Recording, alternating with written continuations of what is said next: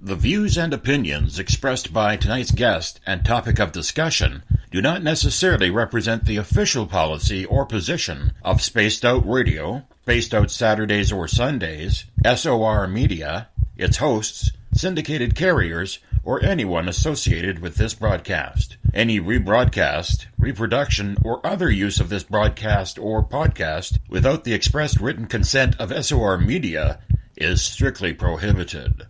Listener discretion is advised.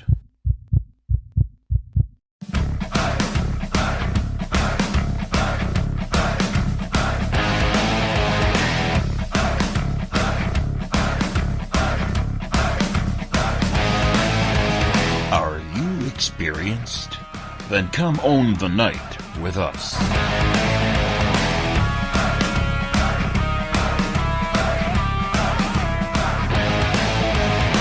Little brother has taken control, shoveling dirt in every hole. Predators to condemn your soul, watching you and watching me. We're all Station atop the mountains of British Columbia, live from SOR headquarters. This is Spaced Out Radio with host Dave Scott. We live behind glass curtains and act like nothing's wrong. Soon you will belong. You can follow us on our website, spacedoutradio.com, and on Spaced Out Radio on iTunes. You can follow Dave on Twitter at Spaced Out Radio, and on Instagram at Dave Scott SOR, on Facebook at Spaced Out Radio Show, and on our YouTube channel, Spaced Out Radio. Brother wants to make headlines, be immortalized. Everyone's got an electric eye with the digital spies. They've watched you for so long. I know you're out there somewhere watching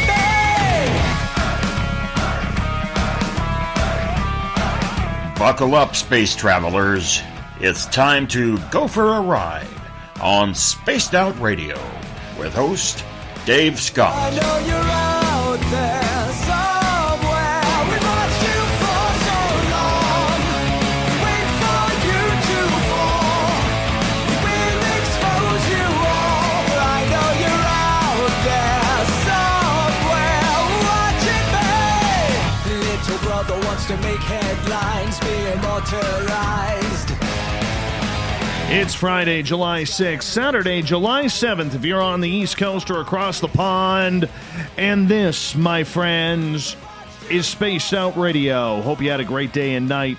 I am your host, Dave Scott, broadcasting to you live from the Great White North on top of the mountains of central British Columbia, right here at SOR headquarters. We're 150,000 strong nightly on the SOR Radio Network and Deep Talk Radio, and we welcome you to tonight's show. Normally, we have our Periscope feed filling us in on the camera side.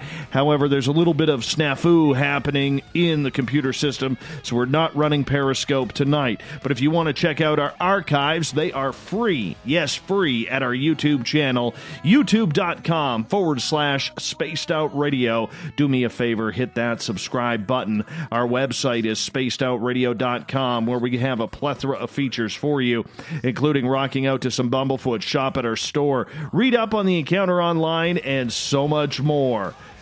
We're going to have a great show to finish off a strong week here, the first week of July. I hope you've had a wonderful week. We made it to the weekend safe and sound, and I'm glad all of you are coming with us. Because it's the first Friday of the month, it means it's time once again for a visit from our resident ET expert, Mr. R. Keith Andrews.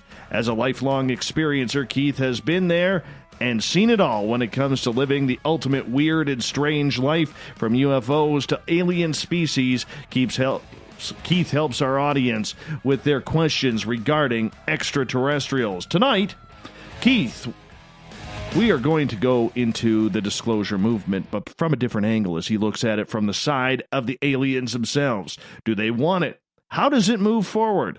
Sounds weird, but we're going there. investigating into the woo culture tonight.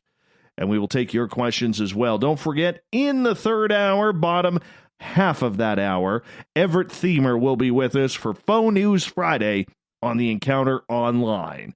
Our Keith Andrews, great to have you back, my friend. How are you? Doing not bad at all. Thanks for having me. You know And what? Thanks to all the listeners for being here. You know what today is? Well, aside from Friday and sometime in June. Today is the 1-year anniversary from when the forest fires started up here. Okay.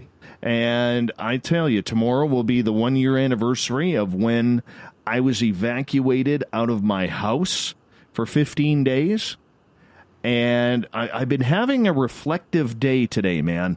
Reflective day on all of this because it was such an emotional time, and I really, really did not prepare for how much that was going to affect me. And, you know, I really don't know what post-traumatic stress disorder is, and I'm not saying I have it because I'm not going to self-diagnose myself.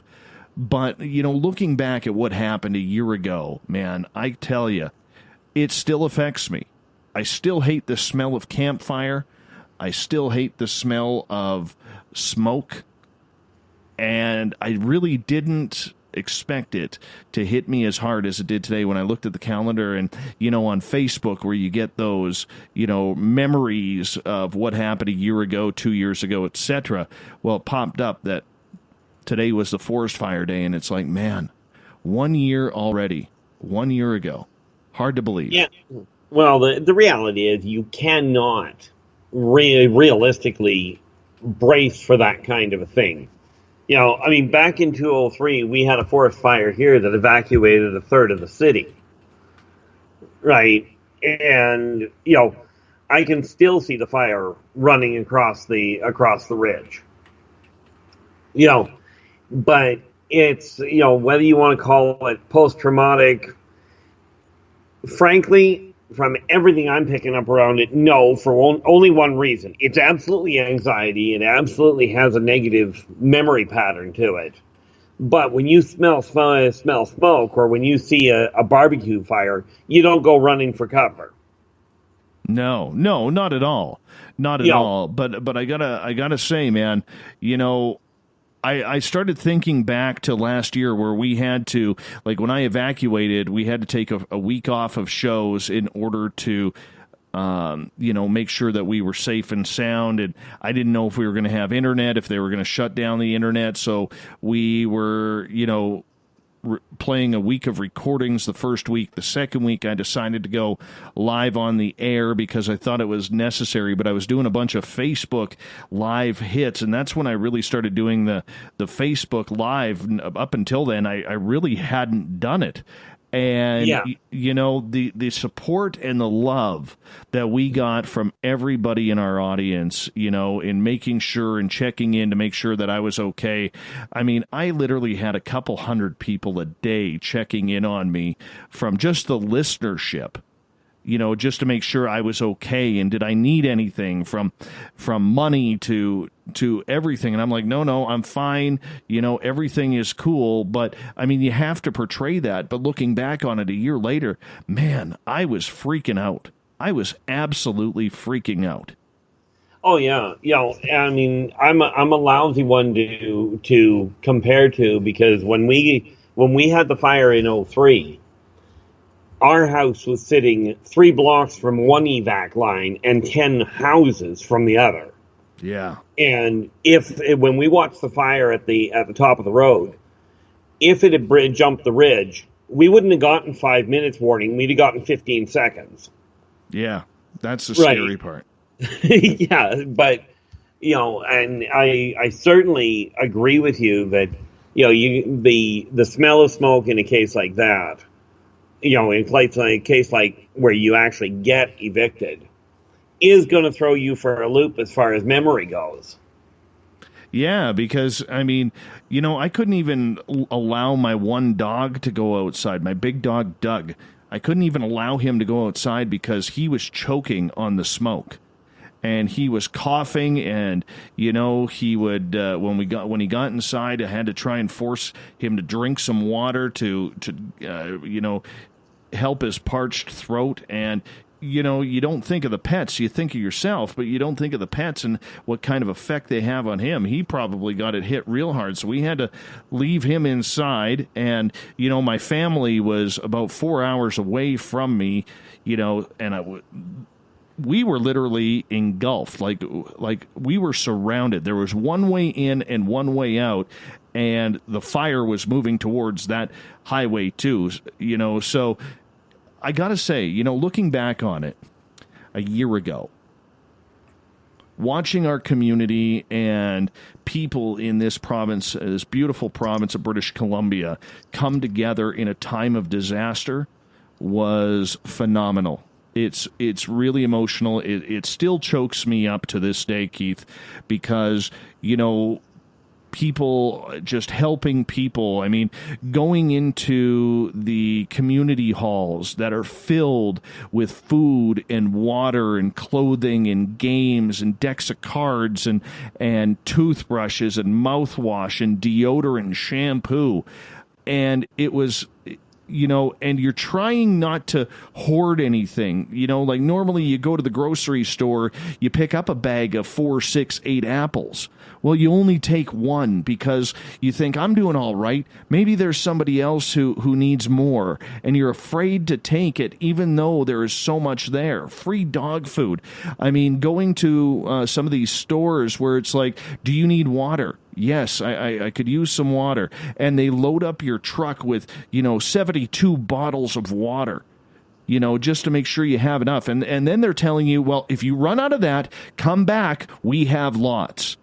And seeing companies, we rip a lot of these big corporations, man, for being callous and all about the money and everything like that. But when you go into a disaster situation and you see water bottle companies, literally bringing pallets of water, and I get a little choked up when I think about this, but bringing pallets of water, saying take as much as you need. It's unbelievable.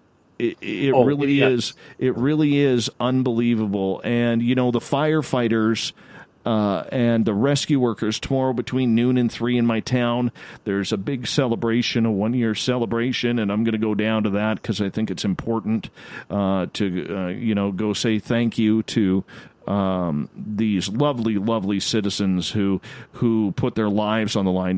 We had in my area, in the Caribou region here, about 30,000 people who were evacuated. It doesn't sound like much, okay, but we're very rural here. And not a single life was lost. Not a single life was lost. 30,000 people evacuated. And this entire area was pretty much surrounded by forest fires. And it's amazing. That's the thing you look at. You look at the emergency crews that stepped in. Even when we evacuated essentially the same amount. We had 33,000 that were evacuated from here, which is bad when you think we only had 100,000 in the city to start with. Right. But you look at the way the people, I remember back when we had the fire here, you watched the wagon train of vehicles coming out of the evacuation areas. And I remember one in particular where the guy's vehicle broke down in the middle of the evac. 3 total strangers stopped their vehicles, unloaded all of his gear, split the family in between 3 different vehicles, and left the car behind. It's amazing. That's amazing. And there's all sorts of tales, and yours is a lot fresher. Ours was 15 years ago now. Yours is a year. So can I still remember it? When I talk about watching the fire walk across the ridge, in simplest terms, it was without a shadow of a doubt a fire elemental that happened to pop down here. It was creating its own weather system. It really is. It really is. But you are right. That kind of a disaster, that kind of a community stress point.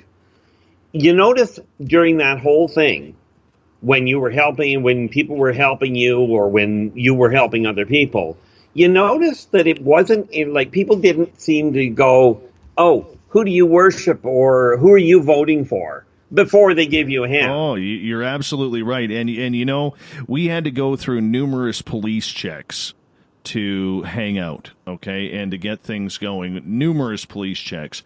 And it actually got a little funny because for these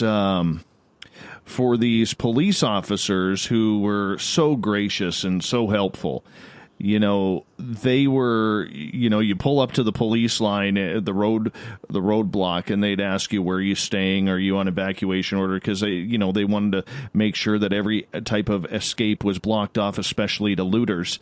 And you stop, you start talking to them. Do you need any water? Do you need anything to eat? Do you need anything?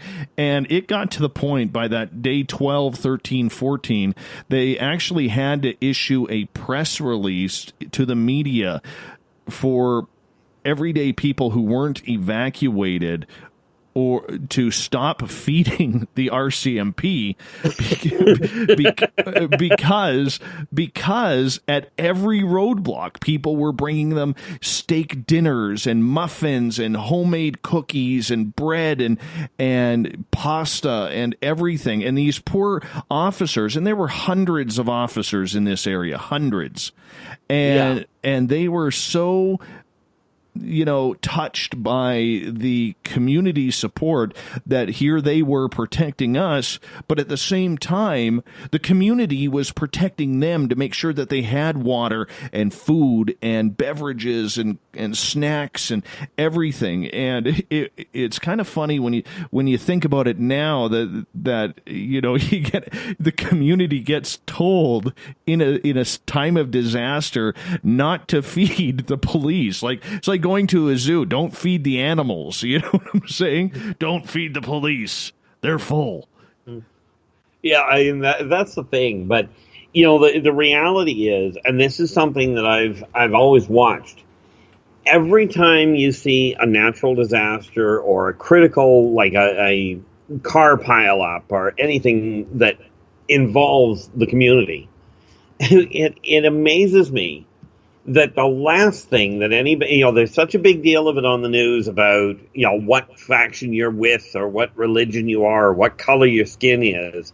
The second you have a cataclysm like the one that you lived through, and many other people have lived through, the second that happens, nobody asks where you're from. Nobody asks what your heritage is, or what your affiliations are.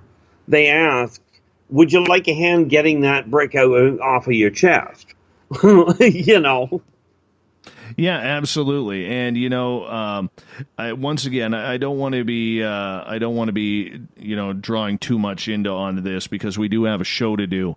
But I just wanted to, on the 1 year anniversary, say a big thank you to all of our listeners out there, those who communicate with us on a nightly basis through the chat rooms and on Twitter, and even on Periscope, even though we're not there right now. But the people who were very, very caring and worried about me and Spaced Out Radio, my family, and everything that was going on up here. It's a bunch of love and messages that I have never forgotten. I do not think I will. And, reflecting back 1 year later, it's still quite emotional for me that there was so much love going on at that time, man. It was probably the toughest time of my life. And I hope I never have to go through that again. I hope none of you ever have to go through that. I know we have a bunch of listeners in California who are in fire zones as well, and they know exactly what I'm talking about. So I wanted to say on the 1 year anniversary, a big thank you to the entire Spaced Out Radio listenership for the love, support that you guys gave me during this time, because like I said, it's still on my mind. It's summertime, and like last night, there was a thunderstorm last night. Now you get a little paranoid about things like that. Is it going to start another fire? Okay. You look outside. Okay. That's sheet lightning, not bolt lightning. That's okay. We can live with that. It's amazing how all of a sudden you become a weather expert. This won't make you feel any better, I'm sure of it. But around here, everybody complained about the rain before that massive fire hit, right? Yes. But it was a good 5 years before people stopped worrying about the lightning rain. Yeah, I can see that. So that's why I said it's not going to make you feel a whole lot better, because it took us years for people to get to the point that you didn't start looking for the fire extinguisher when a lightning storm hit. Yeah, and it's the same up here. Like, you don't hear anybody up here complaining about rain. Nobody up here is complaining about rain. And, it's been a pretty damp spring for the most part the last few weeks here. And everybody is just like, oh, well, we'll take it. We'll take it. After last year, you don't complain about rain anymore, my friend. You just don't. That's what we found, was all of the complaining. The second that fire was out, the second the fire got out of hand, right, everybody stopped complaining about the rain. Everybody started praying for it. Yes. Once the fire was dealt with and people were moved home, rain started, and then goes, oh, look, we need that. That's exactly right. My friend, let's get this thing going. That might be an idea. Let's think of some cheery times regarding alien contact. Before we get started, we always like to introduce you to the audience. Yes, there's a bunch of our regulars who know who you are, but every month you come on, we do have new listeners tuning in for the first time, wondering, who is this crazy guy with the great sideburns and hair? You know what I'm saying? So tell a little bit about your story on how you became the SOR ET guru. Well, in all fairness, that part of it is a little sketchy from my end. I'm not entirely certain how I ended up here. To be frank, so that becomes your department. I can tell you how I came to end up with this at all, but I've been dealing with let's be clear. Most people talk about aliens. I split them into two very definitive groups. Off-worlders, meaning they were born on a different planet and have come here, or ancient races, which are the ones that evolved here. In some cases, they evolved here and moved on, like the people on Mobius started off on Earth. But I started off on the day I was born, running into the Council of 12, because I died the day I was born. And from there, I've been running into, I went through the abductions where I was taken very much against my will. And one day I'll get past part of that and be able to actually relay the real backbone of where the trauma on that came from. But like the idea with post-traumatic stress, or with what you go through with just the anxiety, that particular issue is still problematic for me. In time, it was actually Thrazazians, which they're the reptilians that are 7.5 to 8.5 feet tall. They are actually allies of mankind, but it was them that they were the ones that actually saved my life when I had the problems with my lab. Which, for those that don't know what my lab is, that would be your military laboratories. Super soldier program, that sort of thing.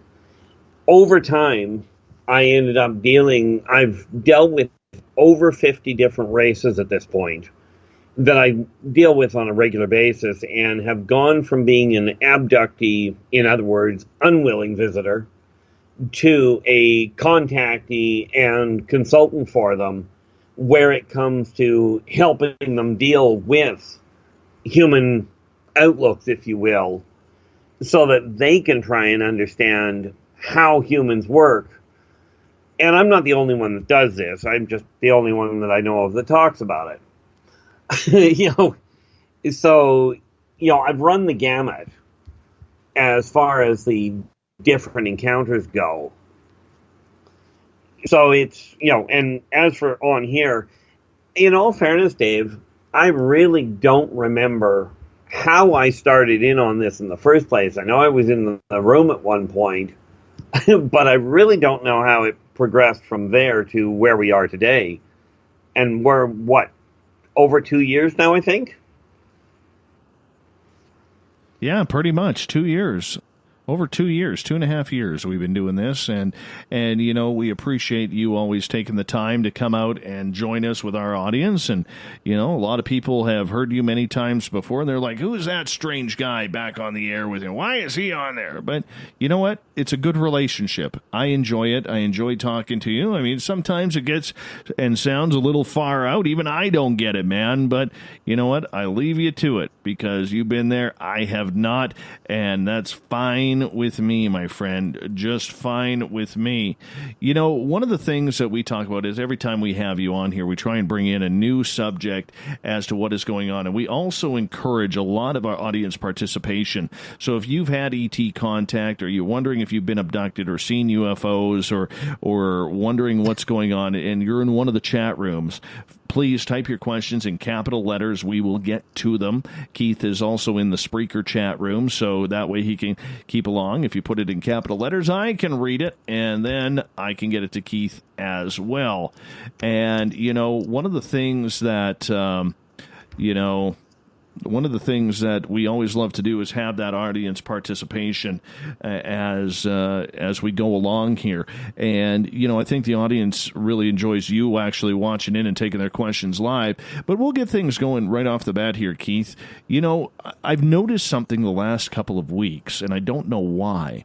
But, you and I have frequently talked away from the radio show about my own personal contact that for a while there, a couple of years actually, since I moved up here, that really I had lost a lot of my ET contact. And in the last couple of months, I'm going to say the last month and a half, maybe two at the most, all of a sudden I'm starting to see some pretty strange things up in the sky again, my friend. You're starting to see them again. Well, that actually makes a lot of sense, especially when you think in terms of what's gone on down there. Because don't forget, one of the things that the off-worlders watch, because they're paying attention to societal evolution, they watch how humans deal with natural disasters, what they do about reclamation of the damaged areas. Okay. So the fact that you're starting to see them up there again, see, there was a point where they were not concerned, that's definitely the wrong word, but they were curious whether you were going to fold up your tent and go home. Right? Because you have become a definitive point that they do watch. Okay. From that standpoint, so when that fire took place up there, here they have an access point that is very active, that is very open to them being there, as evidenced by Carl showing up against protocol. Right? So now things are starting to move again, and they're looking to see just exactly how things transpire, especially with the little bit of an evolution that you've had with the station itself. Yeah, okay. I can see that.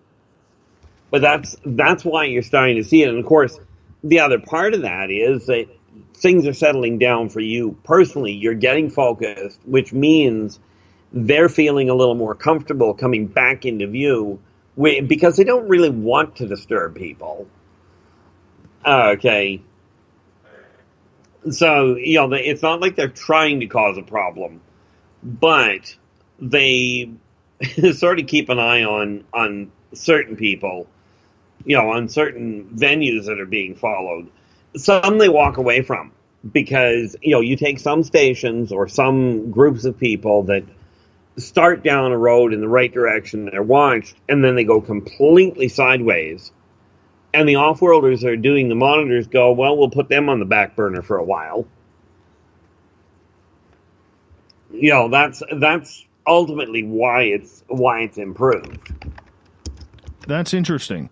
That's interesting. I never would have tied it into the forest fires, because from what I had heard from a number of people, it was actually quite the opposite, Keith, that during the forest fires, people are asking if there was actually more UFO activity or paranormal activity. Paranormal activity, yes. When we launched our first tour after the evacuations at the museum, that was the most active I had ever seen the museum spiritually. It was Right. insanely, like, it was a ghost hunter's dream, to be absolutely honest. Well, yeah, I mean, and the issue there, okay, you got to remember the paranormal, as in the spirits and that side of the energy side of things.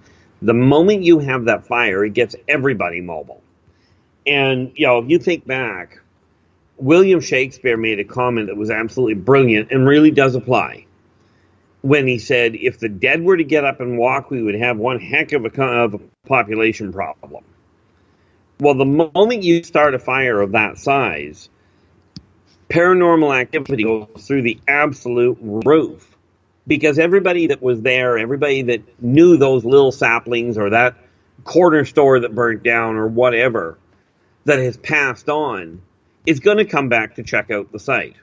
To see, much like when you guys when your evac was cleared, you know, the people came back into the area, and the first thing you guys did, aside from get moved in, was undoubtedly take a look around the neighborhood and find out just what kind of a mess you were dealing with.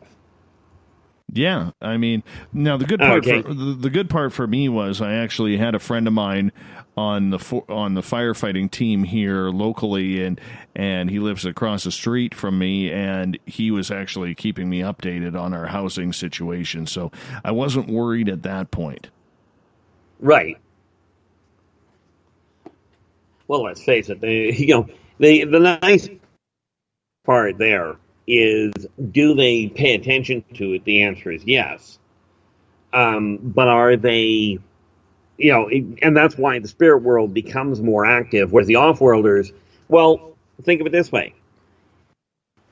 Their sensors still have to deal with things. And bear in mind, when you're trying to do research and see how society is evolving, aside from a few odd cases, if you will, they don't tend to take the people that are already severely traumatized, you know, as an overall study point. Okay, yes, there will be some study done on that, but the majority of it won't be. Why not? What's the difference? Is it because of the anxiety of the human being? It's harder to put that's a lot of it, because it's harder to make their life, if you will, try and remain normal if the stress level is already exponential, and you're trying to put a memory screen in to try and leave the people at least thinking their life is somewhat normal. It's harder to put that screen in if the tension level is already off the chart. Right. That makes sense. That makes sense. We got a couple of questions coming in right now. Lily in Spreaker is asking, Keith, do you have any knowledge on hybrid children? Yeah, just a little. Number one, the hybridization program was designed by the Greys to grow cultural interpreters. Now, that being said, I'm presuming that she is wondering about how to identify or how to help cope with a suspected hybrid child. And, you know, there are so many variables in that. The answer is yes. One of the biggest things you got to remember with them, with hybrid children, if they're being raised off planet, if they're being raised amongst whichever race, they're dealt with. But if they're being raised by humans, they can be a challenge, to say the least. And let's face it, when you're dealing with a hybrid, you'll notice a few things. And bear in mind, and this is where we really have to be cautious, there is no fail-safe way of saying this absolutely is a hybrid. But you will find that one of two critical factors happen. One is their medical reaction, be it allergies, be it immunities, even be it dietary requirements. And understand, each of these points in and of themselves don't matter. Okay, because let's face it, anybody can be allergic to dandelions. Right. It's when you start getting a lot of the checks and ticks in the same place. But you'll find with a true hybrid that they're either thinking radically different than most people, even from the standpoint of the way the parents are behaving. A hybrid child may not react the same way as the parents ever did. Dietary requirements can be varied. Like in my case, you take a look at somebody's diet, and again, one aspect is not a telltale. But me personally, I've got in excess, if I desire to be healthy, I've got to eat in excess of 50% meat. Okay. I'm not the only one that has to eat that much, that kind of a ratio. People will not digest it properly, right? There's a lot of variations on that, but the real key factor is they're going to have a very different social outlook on life, and they may not be behaving or may not be interacting with other people in a standard pattern. But let's be clear, that does not mean that when you're dealing with a child that is behaving abnormally, like, for instance, let's take a look at, and I'm not picking on these people, this is just an example, but you take a look at an autistic child that all of a sudden just starts staring off into space. Autistic children are autistic children, but hybrids sometimes may end up with the same thing at certain times, and the rest of the time be totally functional. There's a lot of variables there. So here we can go.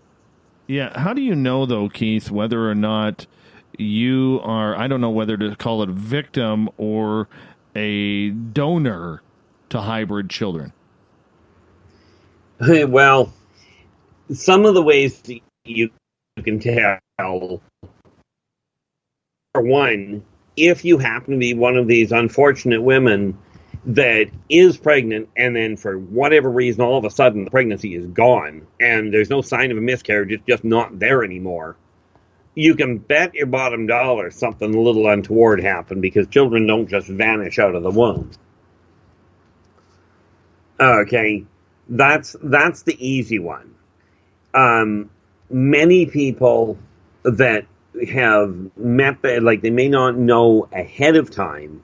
Like there are some women are easier to spot if they're, as you put it, donors or surrogates. Women are easier to spot than men, because women can have pregnancy-related symptoms that don't make sense.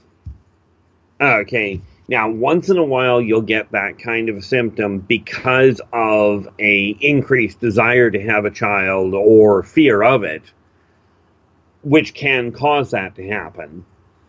But if there's no extenuating circumstances and all of a sudden a pregnancy that you knew was there all of a sudden doesn't exist, and there's no sign or there's no residual effect of trauma, it's a pretty good bet.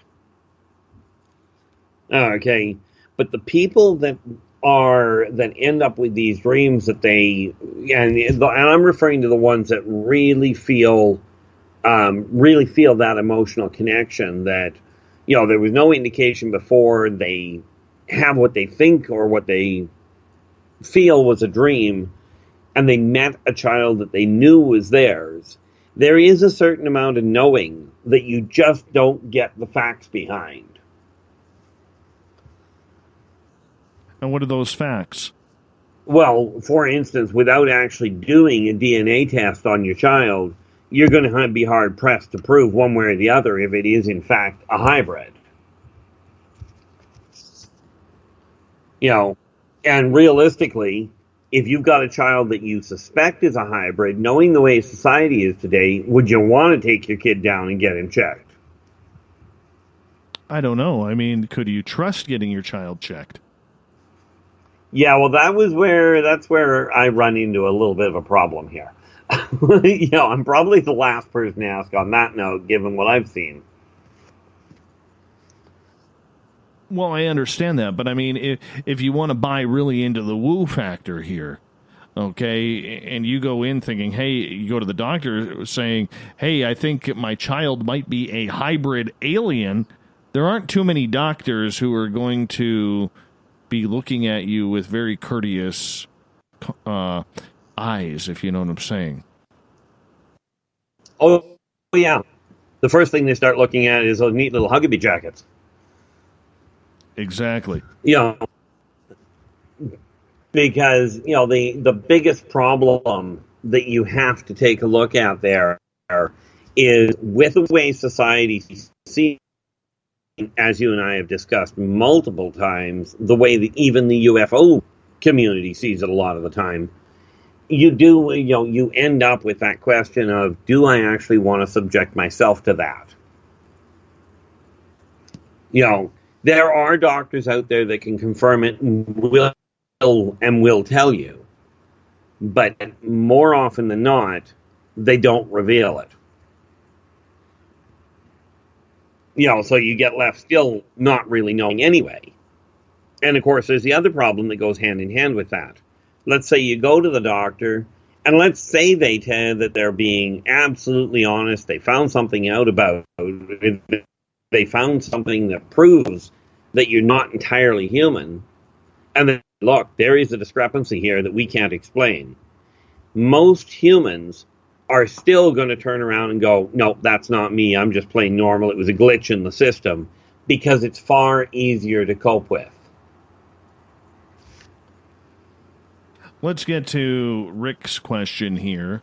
And he is asking, are they, the aliens, really carrying out genetic, horrendous crimes against humanity in the alleged Dulce underground base?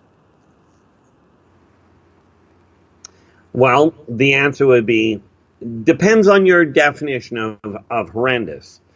Are they doing, like, they still work on the hybridization program, the Greys do, and they'll work on it anywhere they can get it. But if we're talking about the issue of trying to test how far you can push the human body, etc., and testing the limits of mankind, the answer is no. There's a whole lot of negative hype out there. Most of the, if you will, horrendous, which I think is a good word for it, experimentation. Sad to say, and I know there's people that are going to say, oh, you're just siding with the aliens because you like them more. More often than not, it's the humans doing it. See, when you look at experimentation on humans, aside from the hybridization program, they don't do a lot with it, because if they wanted to wipe somebody out, they'll do it from orbit. They don't need to modify the human race. They're not looking for superior warriors in amongst humans. So those kinds of rumors, quite frankly, from everything I've seen there, the answer is no. Now, the reverse, on the other hand, is very true. And that being that humans are doing that kind of experimentation on the aliens that they happen to have captured.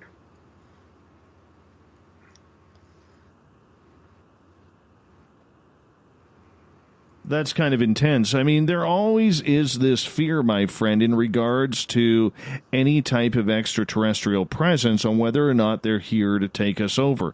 We have had this debate ad nauseum with members of our chat rooms and other people who've messaged us privately. You know, Oh, yeah. I am sure and I am positive that there are some not so nice races here, you know, wanting to pretty much do as they please with us.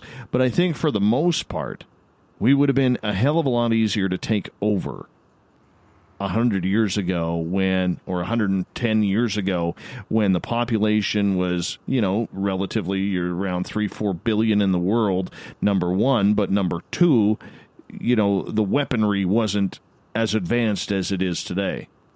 Oh, heavens, yeah. I mean, let's face it, and you're right, we've done this ad nauseum.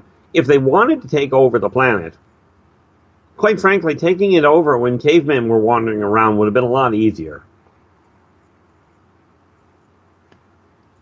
True. You know, I mean, let's face it.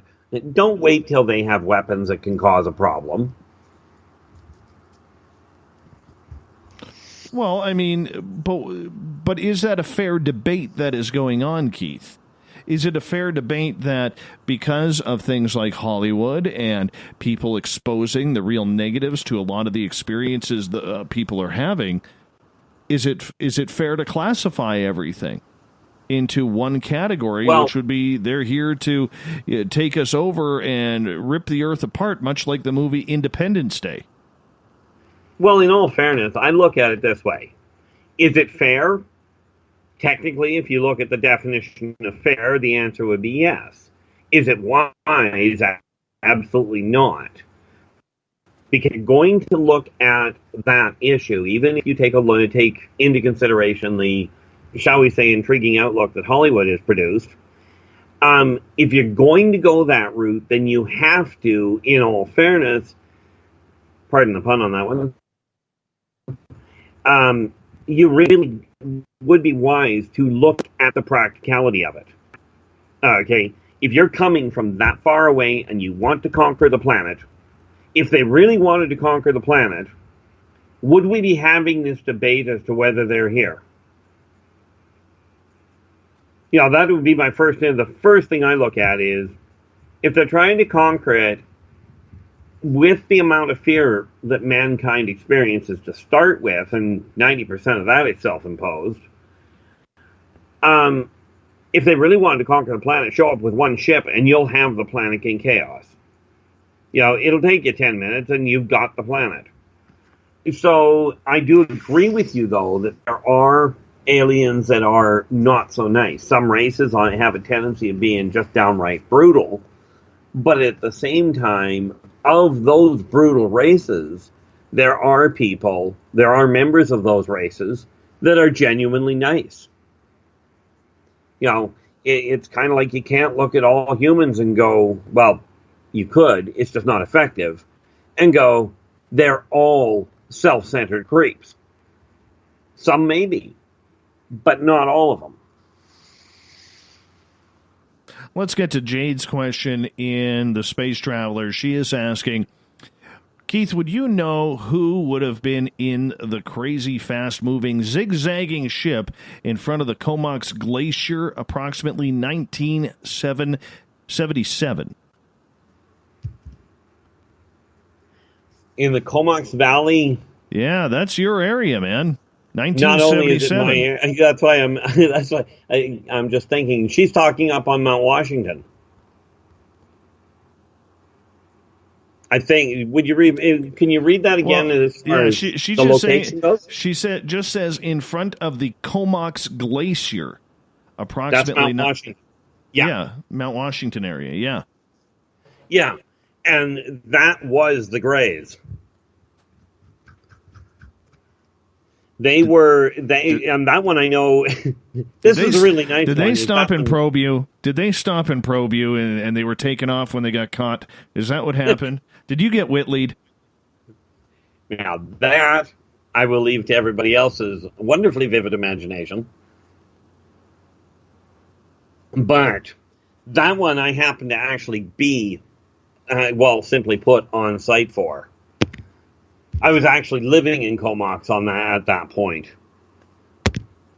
And yeah, that one, the thing there was they were trying to do they timed it wrong is why they were moving so fast, because they forgot whoever authorized that run didn't think to take into consideration that there happens to be a military base in Comox.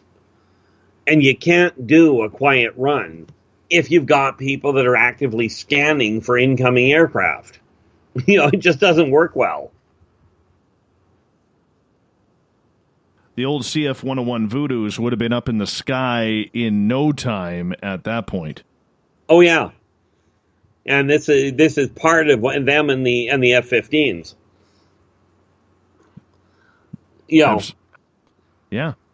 But yeah, she just happened to pick a point, and yeah, I know exactly who that crew was. The funny part about it was the crew itself was a rookie crew.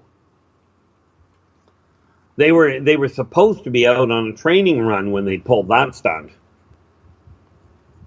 Interesting. We got about 5 minutes here before we got to take our first break of the night here with you, Keith. Let's get to another question here from our audience. This comes from John in Spreaker, who is asking, Keith, do you know anything about any ancient nuclear wars on Mars? Yeah, hence why they're underground. If you go back, I'm just trying to think here on time frame. See, Mars was actually occupied. Well, Mars still is occupied, but and we're talking several hundred million years ago. They used to have a civilization on the surface, but, and this was something you and I were going to be talking about anyway, they reached a point where they went into a global war and decimated. Not only did they decimate the landscape, but they critically crippled the atmosphere at the same time, which is why they ended up moving underground. But we are talking, hundreds of thousands of years back that they pulled that off. And yes, it did set them back quite a distance as far as technology went. If you take a look at what they're finding now, and I love the fact we'll get into the into the veracity of how long they've been there. I mean, humans. But you can see the surface, like if you take a look at the landscapes, you can see the burn marks, you can see the dried out riverbeds and what have you that are still on the surface. But yeah, that was way back, and we're talking way back, when they were figuring out the global unity was required in order to survive. It wasn't an option, it was a requirement. And that nearly destroyed their it did destroy their civilization, it just didn't wipe out the people. How come then there hasn't been any announced radiation from these nuclear wars or alleged nuclear wars on Mars from anything from NASA? Well, two factors there. One, we're talking far enough back that the residual radiation will undoubtedly be absorbed or be counted in amongst the radiant radiation just because of the sun beating on the planet without the atmosphere to deal with it. Without that filtration atmosphere to work with. That'd be one. The second one would be NASA doesn't tell you half of what it finds out there. That would be the other big one. So negative, my friend. So negative towards NASA. No, actually, I think they're a brilliant setup, and they've got a couple of really neat little things going on. Understand, if NASA were to reveal everything they know about what's going on, mankind would go into absolute full-blown chaos, because mankind is still under the impression that they still work on the whole from an overall fear-based perspective. Mm-hmm. Okay, so do I agree with keeping some of the information hidden? The answer is yes. Because, as I said in that one movie, I forget what the movie was, but you can't handle the truth. Okay, and it's not a question of figuring that keeping things secret is a good idea. It's a question of realizing that the biggest problem with revealing a lot of this is that mankind society is so caught up in a certain belief structure that you have to be careful how you reveal it so you don't derail society in the process. The other issue, and this is a much more pertinent one where it comes to the radiation, is radiation itself. Number one, just because mankind uses U-235 for a nuclear explosion does not mean that's the only type of weapon that will do that.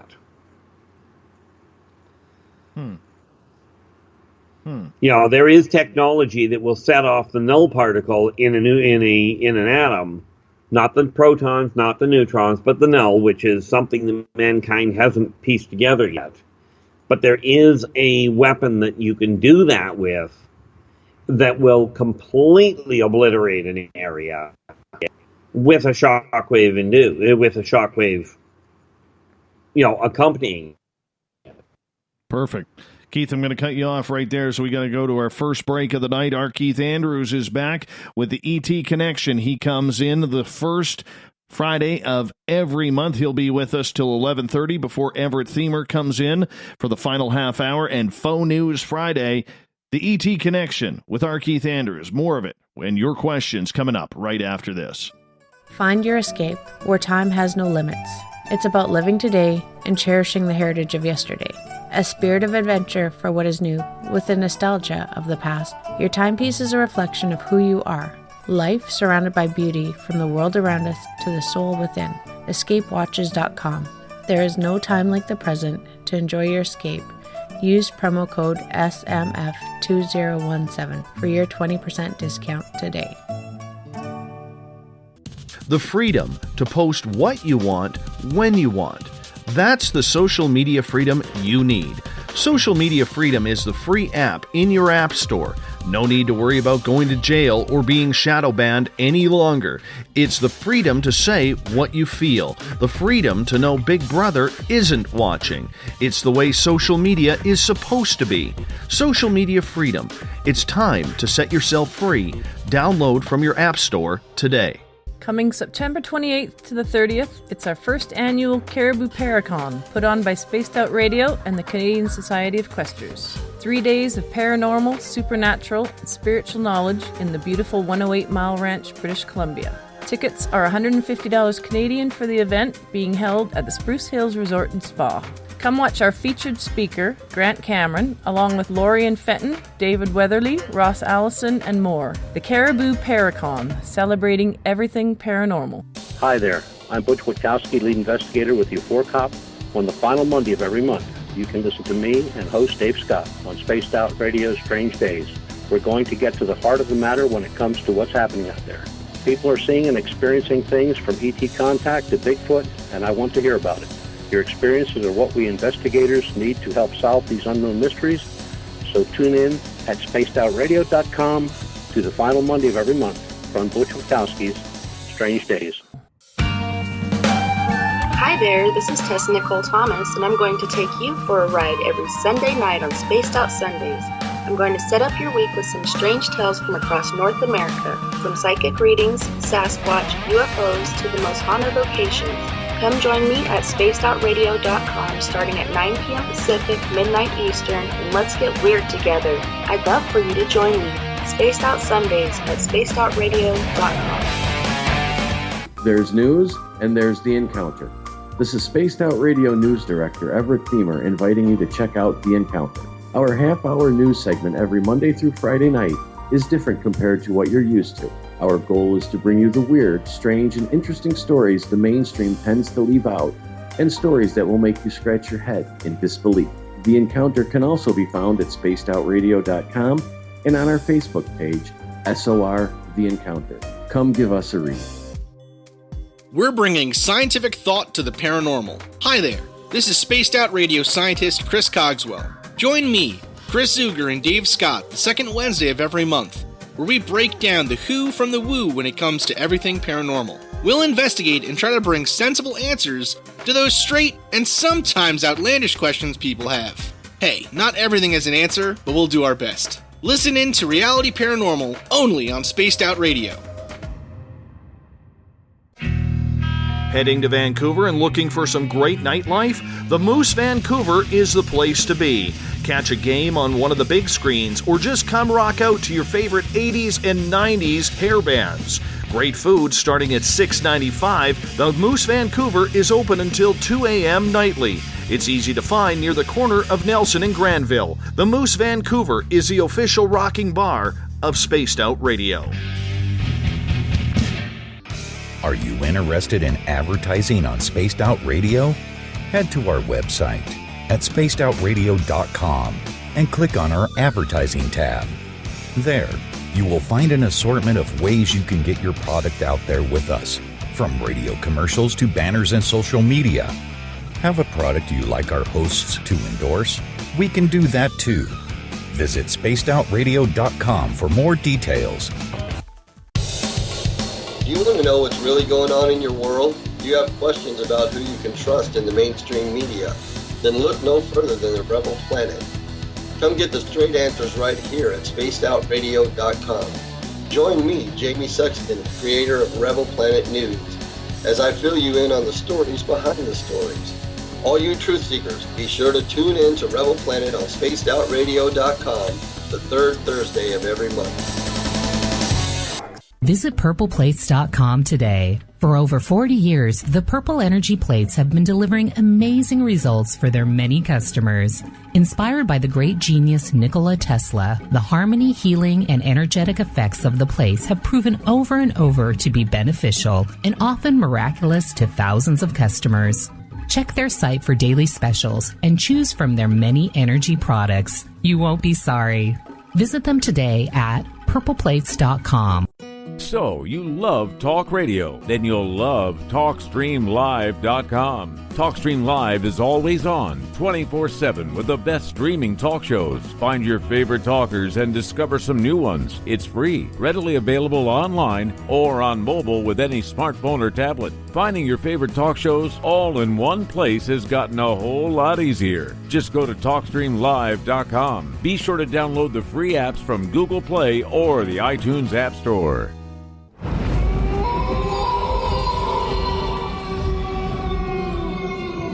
Hey, this is Canadian Paranormal Investigator Mike Moore. The third Wednesday of every month, I'll be teaming up with Dave Scott to bring you Ghosts of the Great White North. Each month, we will bring on guests from across Canada to discuss their ghostly encounters. Canada is a paranormal hotbed with stories you've never heard, so we're going to bring them to you. So get comfy on your Chesterfield, grab a donut, and join us, eh?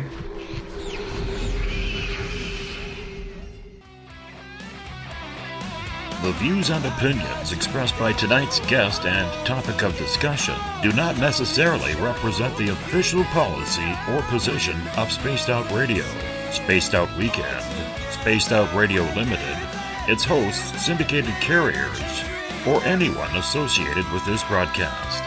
Would you like to connect with us? Head to spacedoutradio.com for all your latest show info. And hit us up on Twitter using the hashtag SpacedOutRadio. Now, back to Dave Scott and SOR. Welcome back to hour number 2 of Spaced Out Radio. Tonight, I am your host, Dave Scott. Thanks for being with us. Tomorrow night on the show, Tessa Nicole Thomas is back for the weekend that you can tune on in as we go 7 nights a week. We get going at 9 p.m. Pacific, midnight Eastern time at spacedoutradio.com. We welcome back everyone listening in on the SOR Radio Network and Deep Talk Radio. We're not on Periscope tonight. We are hoping to have Periscope back for Monday, maybe Tuesday. Just some computer snafus going on there, but nonetheless, you can still check out our archives on our YouTube channel for free, youtube.com/Spaced Out Radio. We really appreciate you taking the time to hit the subscribe button on that one as well. Bill Cardwell has set the password for tonight in the SOR Space Travelers Club. Hyperbolic syllabisc dallymystic? Are you kidding me, Bill? Hyperbolic syllabistic dallymystic? I don't even know if I got that right. Bill sets the password each and every night right here on the Mighty SOR. Our website is spacedoutradio.com, where we have a plethora of features for you. You can rock out to some Bumblefoot, shop at our Spaced Out Radio store, read up on the encounter online, and so much more. First Friday of the month means it's time for R. Keith Andrews and the ET Connection, as he comes in the first Friday of every month to break down everything extraterrestrial. We're going along with your questions tonight. Eventually, we'll get to our topic tonight, which is disclosure. I don't know, Keith, if we'll actually get to it. We're so behind on the questions, and normally we let the audience run this show. Well, normally we do. And, in all fairness, this is an odd one, but we'll see what we can do about getting to the questions. Without cutting the answers abnormally short. Yeah. All right. Well, let's start off here with Robin on Twitter at #SpacedOutRadio. And he is asking, Keith, did Nikola Tesla get messages from extraterrestrial beings? Well, the answer to that, first and foremost, let's understand that Nikola Tesla himself was way ahead of his time as just a normal, everyday, run-of-the-mill human. Way ahead of his time.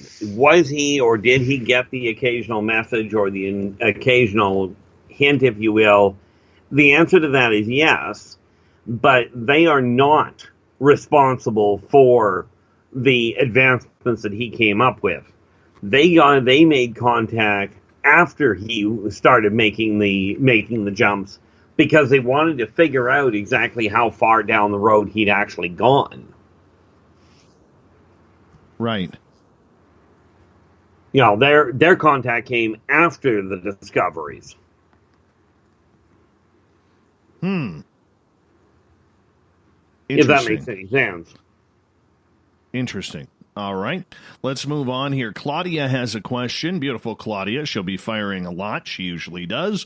Are the crystal skulls here to remind us to use the power of thought so we can learn to travel to other worlds and enhance communication with the off-worlders? Will a lot of the information on how to communicate and travel into different dimensions be given from the crystal skulls? Well, she's on the right track. Well done on that one. The crystal skulls were actually left behind as communication enhancers, yes. But it wasn't from the standpoint of jumping to different worlds.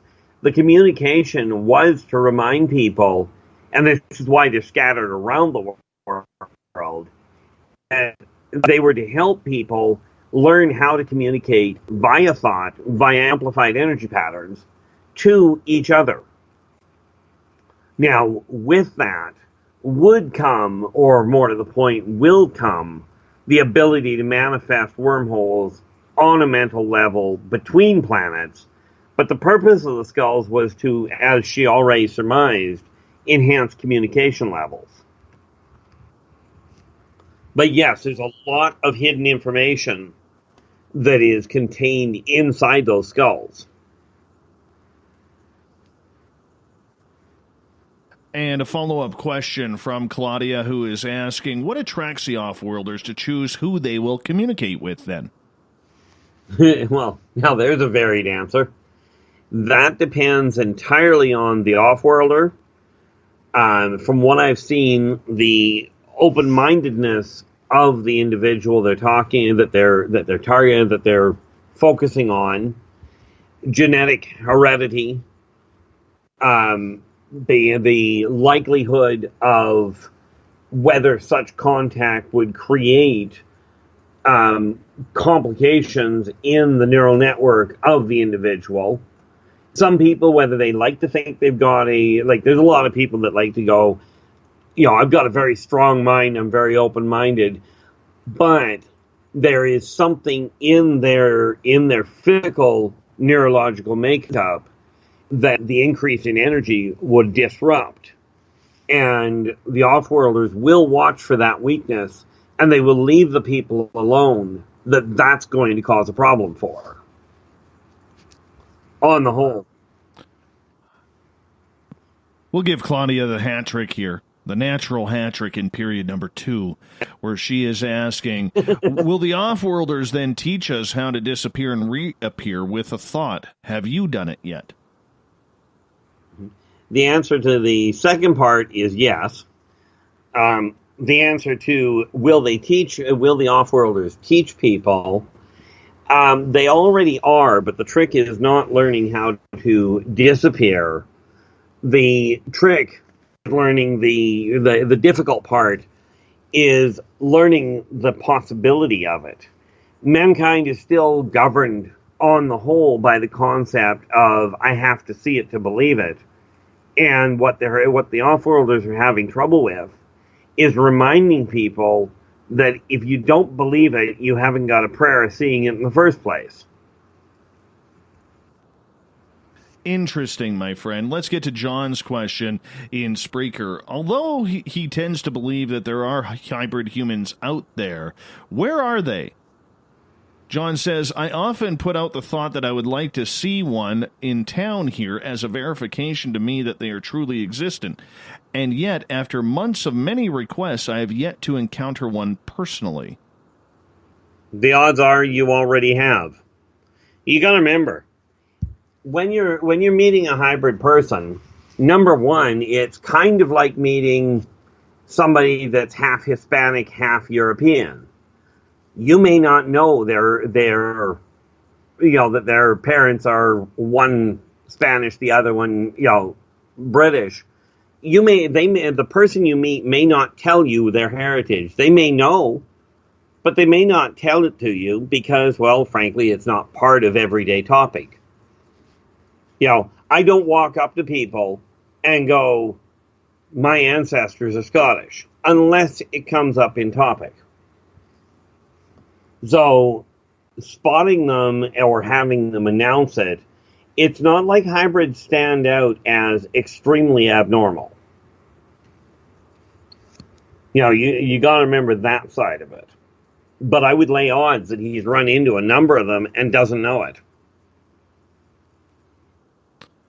I think he's saying like one that he would notice rather than a quick pass on the street. Hi, how are you?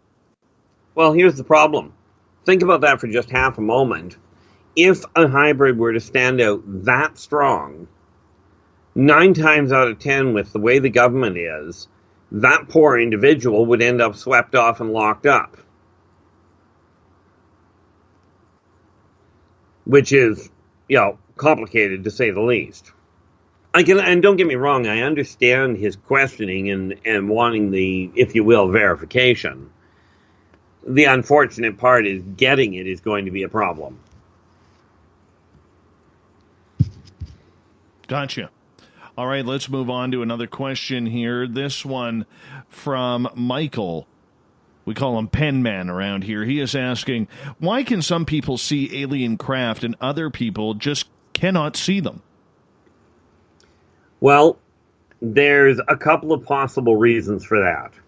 One is that the people that are seeing them, first of all, they undoubtedly either had something blatantly happen that just drew their attention to it, or they noticed minor discrepancies. Okay, and like in the case of, if you will, invisible ships. If you're looking for something and it's not there, you may not notice it. But if you're looking for something and it's not there, but the stars behind it wink out of existence and then at a set rate, improper sequence, wink back in, that person that's seeing the craft is seeing the effects of it and recognizing them. Many people that see craft don't recognize what they're looking at. Yeah, but how come, okay, I'll give you an example here that happened to me. The day I saw the extraterrestrials with Samantha Mowat, All right. There were two beings there. Samantha saw both of them, but the one I was looking at was not in focus, and I never saw the other being. And that could literally have been simply an issue of she was sitting at the right angle, and the refractive camouflage they were working with didn't hold against hers, against the angle she was sitting at, and she could have been right beside you. She was literally 3 feet to my right, and we were looking right at the same spot. But you weren't standing in the same spot. 3 feet could make that difference. Yes. Just for an offshoot for yourself or anybody else that's listening, take that example and watch what happens if you take a solid object and put it on the table and shine a pen light to it, to the object, and just move that pen light and see how much of a difference it makes on the shadow. All right. I don't know if I'm buying that too much right now, but I will say that's your answer, and I'm going to go with that. Let's go over to Kat's question, where she says, in the world of humanity, how many experiments happen each month with ET interaction? I have not got a snowball's prayer of answering that question. All right. There he is. We can move on. We can move on. Let's get to Rick's question. Is it true that we got night vision from dissecting aliens' eyes, lenses, etc., and other great technological advances since the alleged Roswell incident? Well, no. You gotta remember, night vision was already being tested way before that on various different animals from back in the late 18th century when they first started pulling the optic nerve apart on various night-dwelling nocturnal animals on Earth.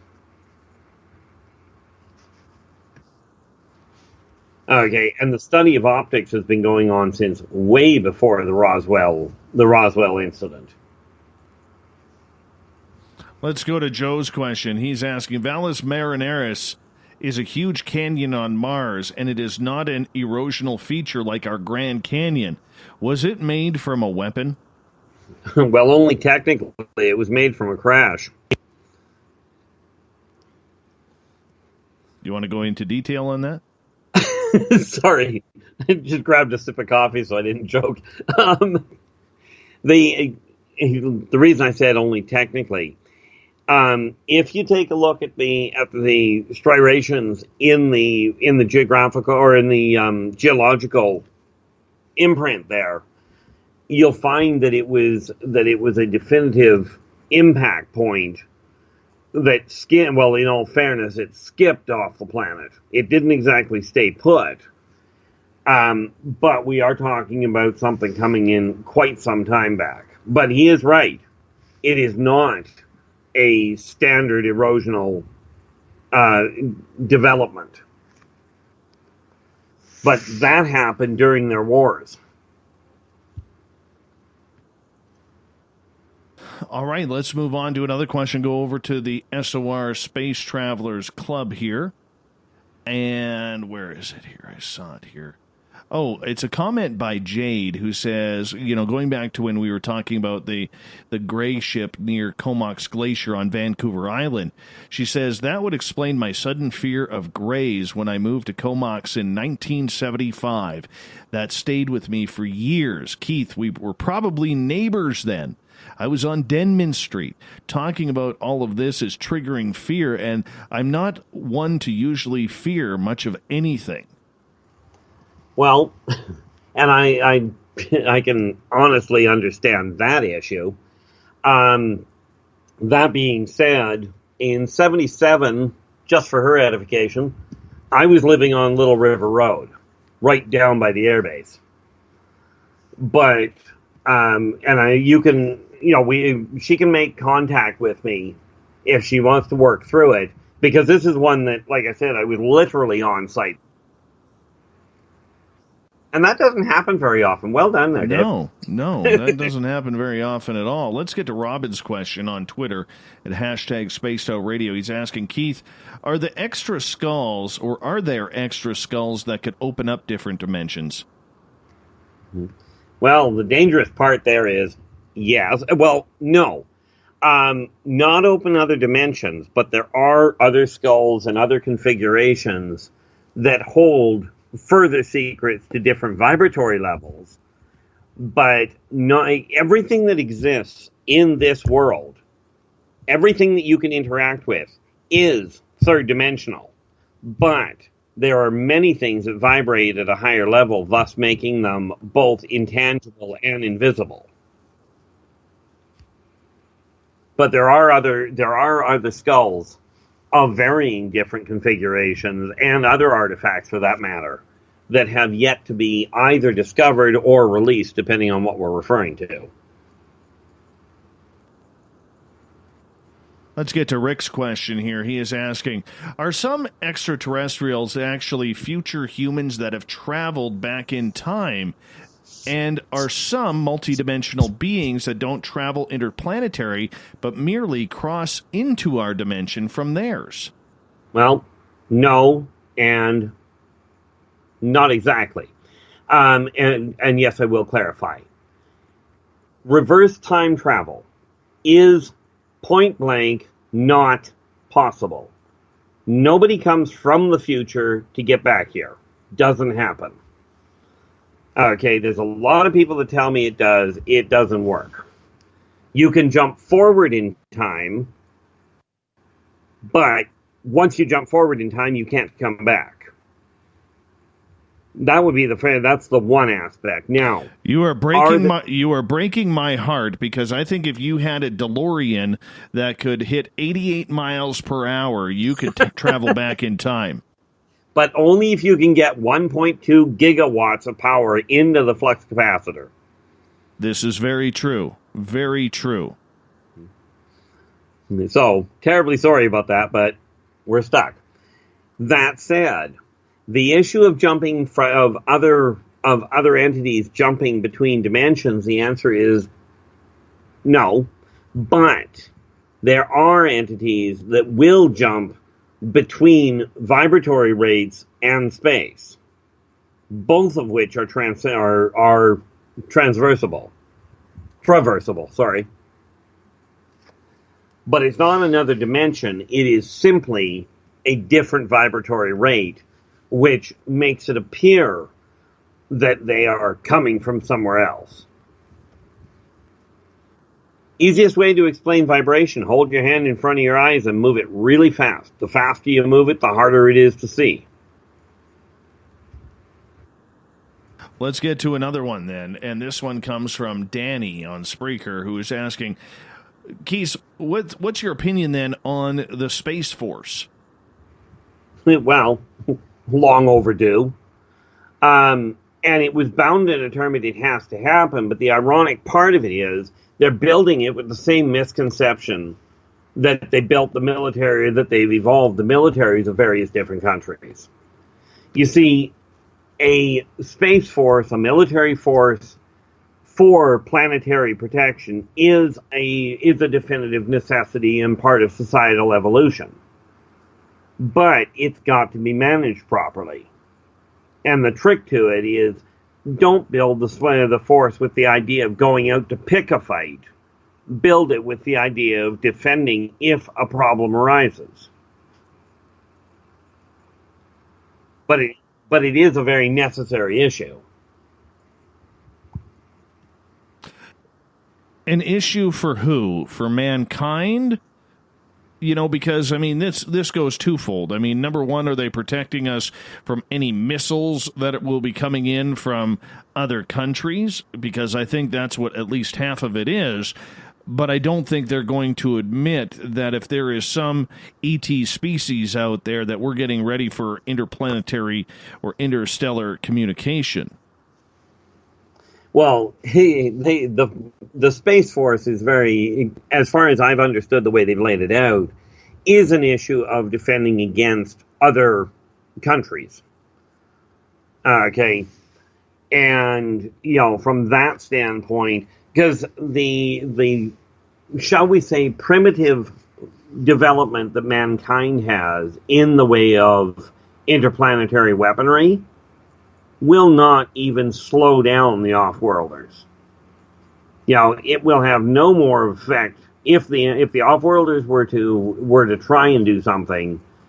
It's kind of like a gnat in a windshield. The humans being the gnat.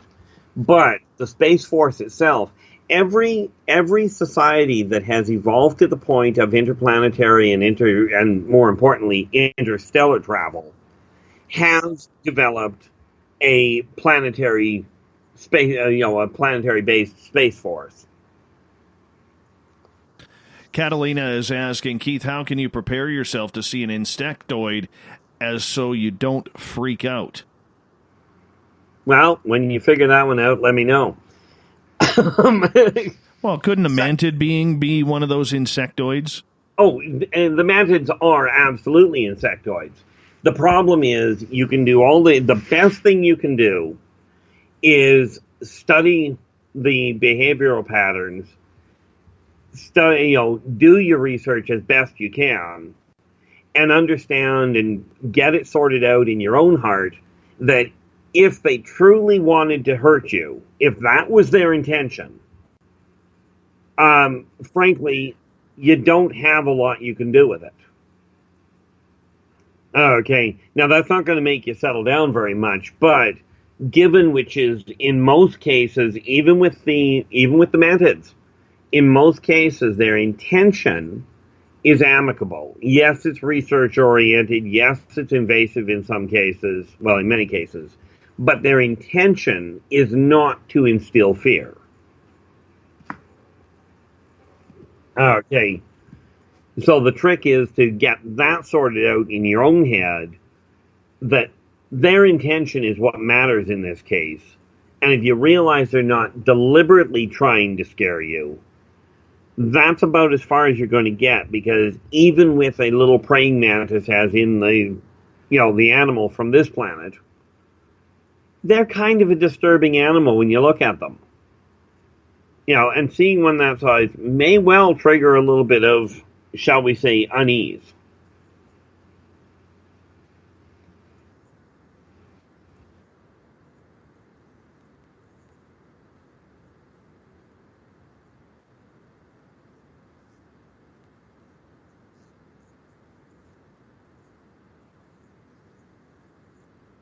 Absolutely. And very astute of that individual. That is exactly what they do, what some of them do. Okay, the hybrid Pleiadian that we ran into did literally that. He managed to block some people's view, but not everybody's. But she's absolutely right. That is one of the contributing factors that some of them can do.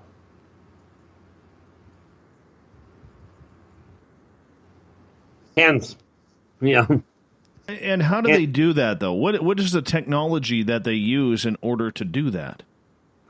Well, in all fairness, in most cases, it's not actually technology. There are those that use technology, but it is refractive. It's refractive light. But if you're only targeting one person, you're targeting it with what is called psychometabolic manipulation, meaning they target the individual's optic nerve so the person doesn't recognize what they're seeing. Okay, but the individual may only be able to affect one person at a time or two people at a time, so somebody gets through the view.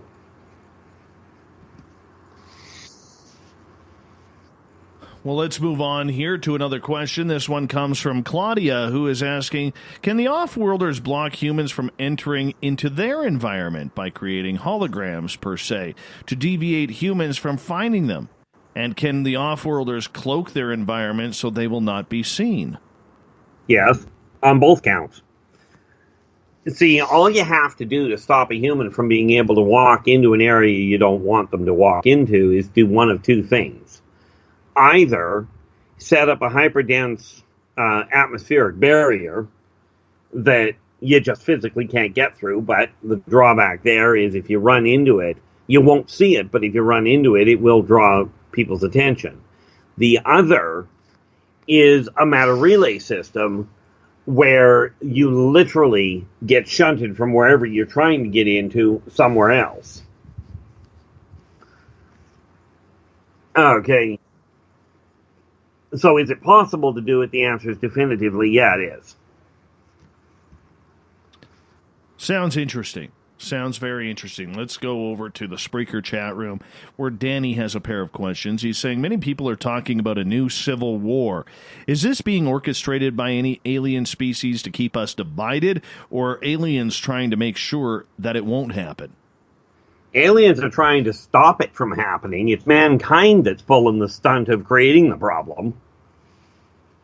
You see, from an evolutionary standpoint, the aliens are watching this happen, yes. But from a society, when you're looking at xenosocioeconomics, in other words, the evolution of an alien race, of an alien civilization, the last thing you want to do is start pulling the strings to modify it. Okay. However, at the same time, a global civil war, or even a civil war on any level with modern technology the way it is, will adversely affect not only the civilization, that will go one way or the other. That actually is the least of their concerns. But it could adversely affect the planetary evolution and, much more importantly, stability. And that's what the Offworlders are striving, the Offworlders and the ancient races are striving to avoid without creating an additional complication by revealing themselves and coming right out and saying, hey, by the way, we're here, smarten up. But the Offworlders are definitively not orchestrating this mess. Very intriguing. Very intriguing. Follow-up from Danny, who is asking, what about sending our consciousnesses back in time? This goes back to the 1.21 gigawatts, the DeLorean that goes 88 miles an hour to get there. You say we can't travel back in time. What about consciousness? Can we go back that way? You can absolutely go back and look at what's going on. From a research standpoint, you can watch the evolution at that point and see what happened, what really transpired, and come back and relay what you've seen. But you cannot go back and, as I've seen in some shows, take over somebody else's body, make changes to history, and have that effect up here. You can't interact with the past, but you can observe it. We'll give Danny the hat trick here because his next question is actually from his 8-year-old daughter. And she wants to know, and I know Goddess Michelle on hashtag Spaced Out Radio on Twitter will want to hear this too. Danny's 8-year-old daughter wants to know if someone can be turned into a mermaid. Can be turned into a mermaid? Yes. Not exactly. You're breaking the little girl's heart, man. If you got to lie on this one, I think this is the one to do it. Well, here's the kicker. Okay. Can they be taught the same techniques, and can they be taught how to function in water for a lot longer than normal? The answer is definitively yes. The only way that you get, when we're talking about being turned into another race, that falls under the category of the hybridization program. Okay, so could you end up with a hybrid mermaid? The answer is yes, but again, we're going into a very complicated setup. And I realize the idea of, well, could I say, yes, absolutely, I could, but on the flip side of that, would you really want me to? If that's not what I'm seeing, I mean. Very, now, that being said, very can you interesting. get friends that are mermaids? Absolutely. Can this 8-year-old become a mermaid? Because I think she needs to become a mermaid, and, she wants to become... I know you're half merman, especially with those sideburns and that hair. The answer to that is she can certainly learn to what's the word I'm looking for? She can certainly develop incredible friendships and interactive capabilities with them. Right. Genetically, becoming a mermaid, no. But can she learn how to interact in their environment? And I know of one lady, for instance, down in Australia, at least about 10 years ago, she was still around. She used to literally, she would hold her breath underwater for 20 minutes. And that you can develop. Yes, with a lot of pain. A lot of pain. Now, I actually do believe, because Danny is in the Okanagan as well, I think you met Danny recently. Yes. Yeah, we did.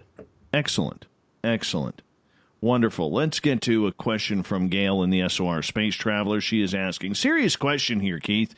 Would a reptilian eat an insectoid? Well, that depends on which reptilian and whether or not the insectoid ticked him off. Wind us up, buddy. We're winding you up here. For most, in most cases, the answer is, quite frankly, yes. They're still carnivores. And therefore, if, like you take a look at Srozosians, for instance, if the insectoid is dead, it's fair game. You take a look at the Teklik, and they don't even have to be dead before they'll go after trying to eat them. Okay. The frightening part is that the insectoids, depending on the insectoid, may well try and do the same thing to the reptilian. Yeah, battlefields between those two races are not something for the shall we say, faint of heart. All right, let's move on to another question here, because they are backed up here. Vivian is asking, does Keith have any idea how many times aliens have stopped humans from completely destroying the Earth? That I'm aware of, now, this lifetime, only the once.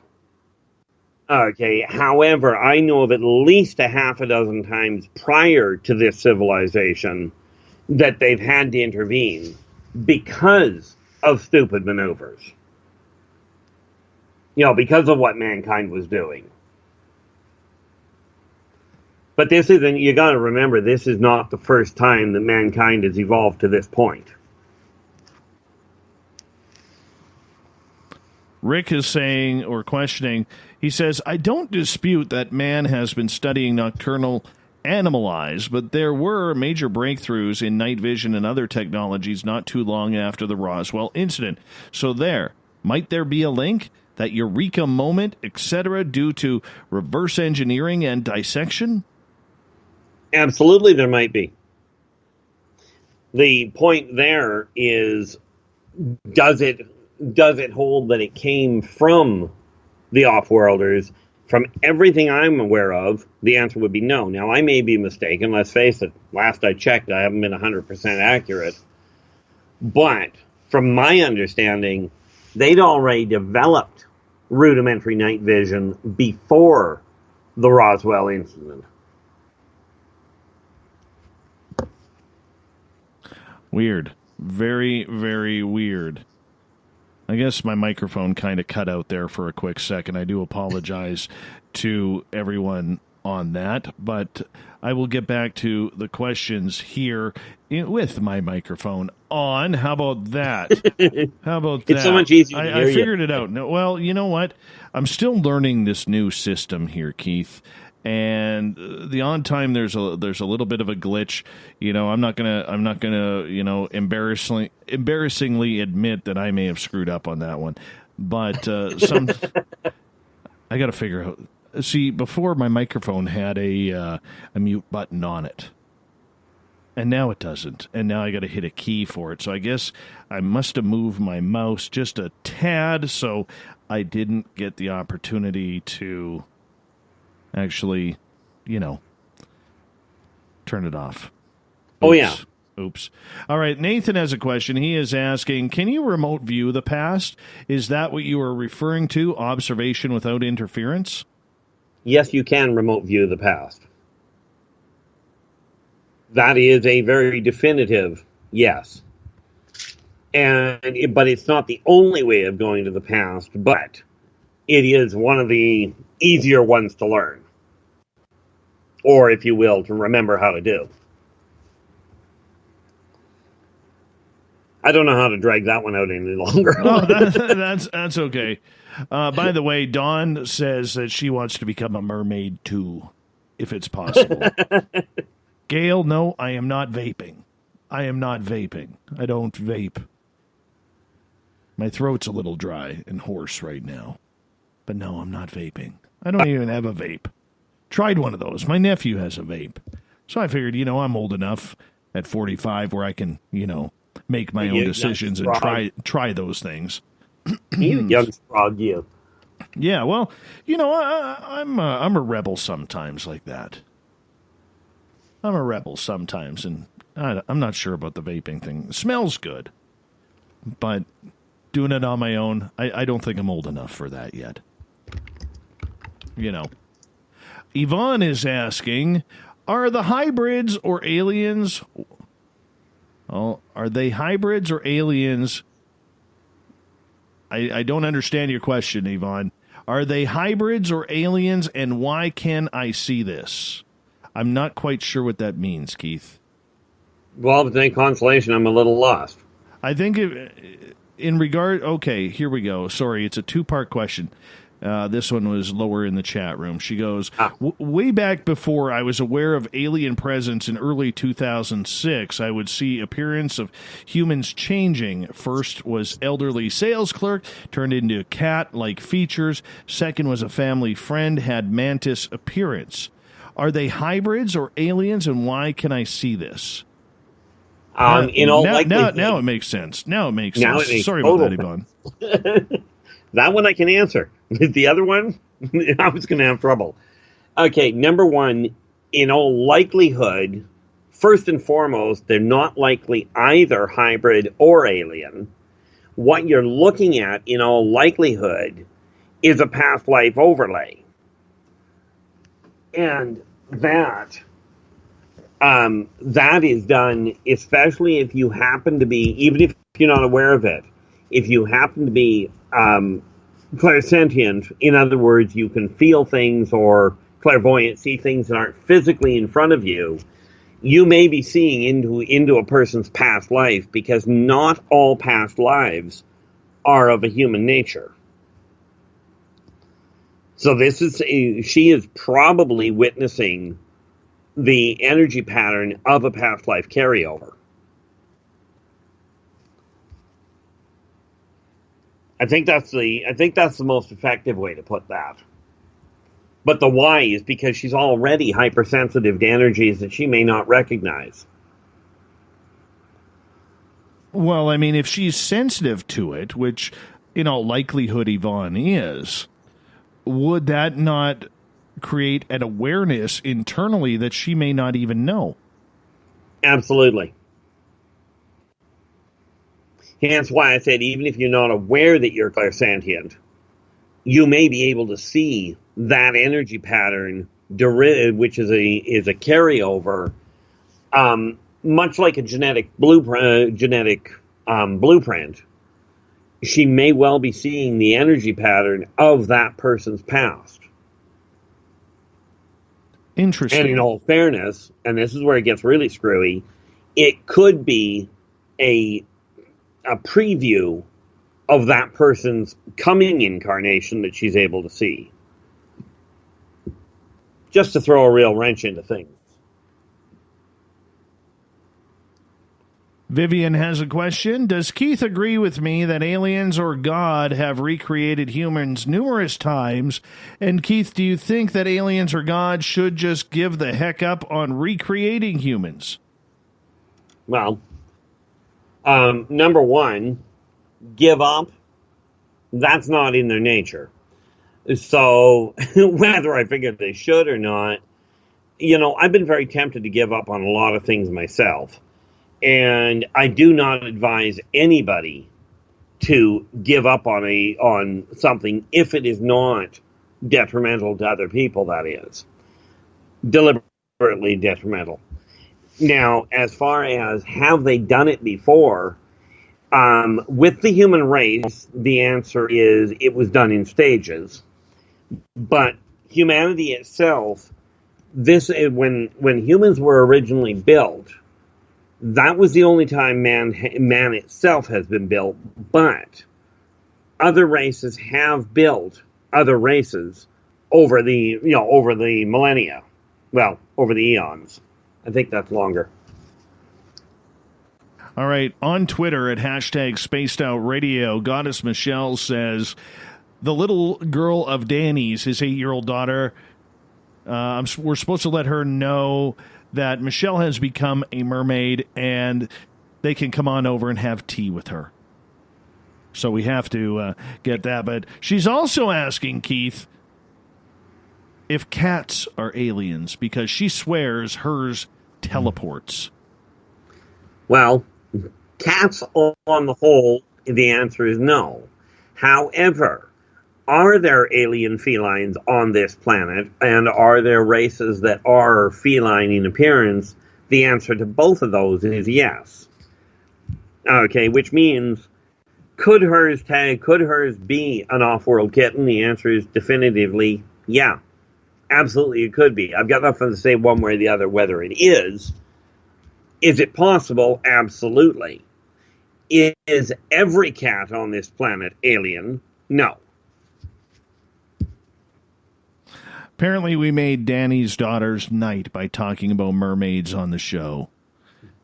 Fabulous.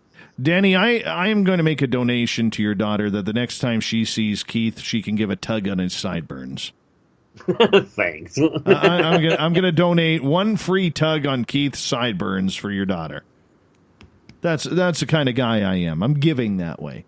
Absolutely giving. Let's get to Rick's question. He is asking, so aliens can vibrate in and out of our visible spectrum, similar to how we can tune into different radio stations.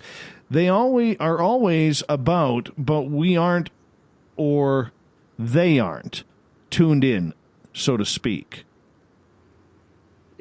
And ultimately, he's actually not too terribly far off kilter in some racial cases. There are, because understand, most of the aliens on this planet are of standard vibratory configuration. But there are those that either are not, or they either naturally are of a higher vibratory rate, or they have the ability to stay there so they don't get seen. Is their cloaking natural? That depends on the alien. Most cloaking is done via technology. Some, it's done by mesmeric interference. Shadow walkers, for instance, make you forget that they're there. Right. Okay. So, I mean, it depends on which race we're talking about. Makes sense. Makes sense. Nathan is asking, are the aliens outside of time as we understand it? No, but because when you start shifting vibratory rates, time affects different. Time works a little funny. If you're moving at a higher vibratory rate, you can travel a far greater distance in this vibration, thereby making it look like you're moving faster. Okay, which technically you are. but they're not outside of time as time on Earth is concerned. But at a different speed, they will appear to they can get further faster. It's kind of like the difference between getting from Toronto to Vancouver, on a bicycle as compared to on a jet. You're going to get there faster if you've got the jet. Very true, my friend. Very true. Let's get to Claudia's question. Keith, will the humans somewhere in time drop their bodies and live in spirit, and then we can travel anywhere? And is this the mission of the off-worlders? So we become super conscious at all times, and then know all is possible. Do you think this will happen? Do you visualize this happening? Usually this happens when we die, but I'm talking about it happening while we're wide awake. Well, the answer is, how about if we go yes, no, and yes? And what I mean by that is, ultimately, that is literally where mankind will get to, is to the point of being able to manipulate time or manipulate existence to get anywhere in a heartbeat. But that is not the aliens' design. That is the evolutionary design of spirit. The whole purpose of the physical world is to experience it on various different levels, to reconnect yourself to the ultimate spiritual plane of yourself as a true spirit capable of manifesting wherever you choose, whenever you choose. Well, the whenever is still an issue. You can only go forward. You still can't go back.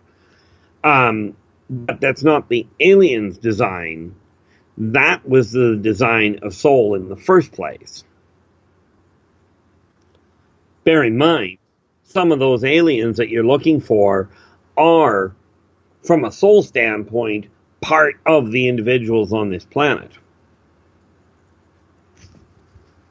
And that's a topic that is a whole lot more complicated. And in all fairness, Dave, we should really talk about that at some point. Let's do that. Whole concept of soul evolution. You write that one down, my friend, and we will get to that, because Lord knows the way we're going tonight, I don't even know with the audience questions, and we always do audience participation with you first and foremost. I don't even know if we're going to get to our topic tonight. Well, thus far we haven't got anywhere near it, so I just go with the people. Exactly. Let's just continue with what's working tonight, which is, your questions from the audience. So make sure you put them in capital letters so I can see them and read them off to Keith. We got about 3.5 minutes here before we got to go to break. Let's get to Twitter with Michelle here, who is asking, what do implants do to you? Example, having an implant in your arm or leg? Usually, the worst case, the worst normal case, is a little bit of irritation, and usually that's replaced, because that usually means there's a defect in said implant. But they aren't designed to do anything to somebody. They're designed to relay information from said person to whoever built the implant. But they are not a control mechanism. They are not used for any sort of, shall we say, drug administration. They are simply a tracking relay device.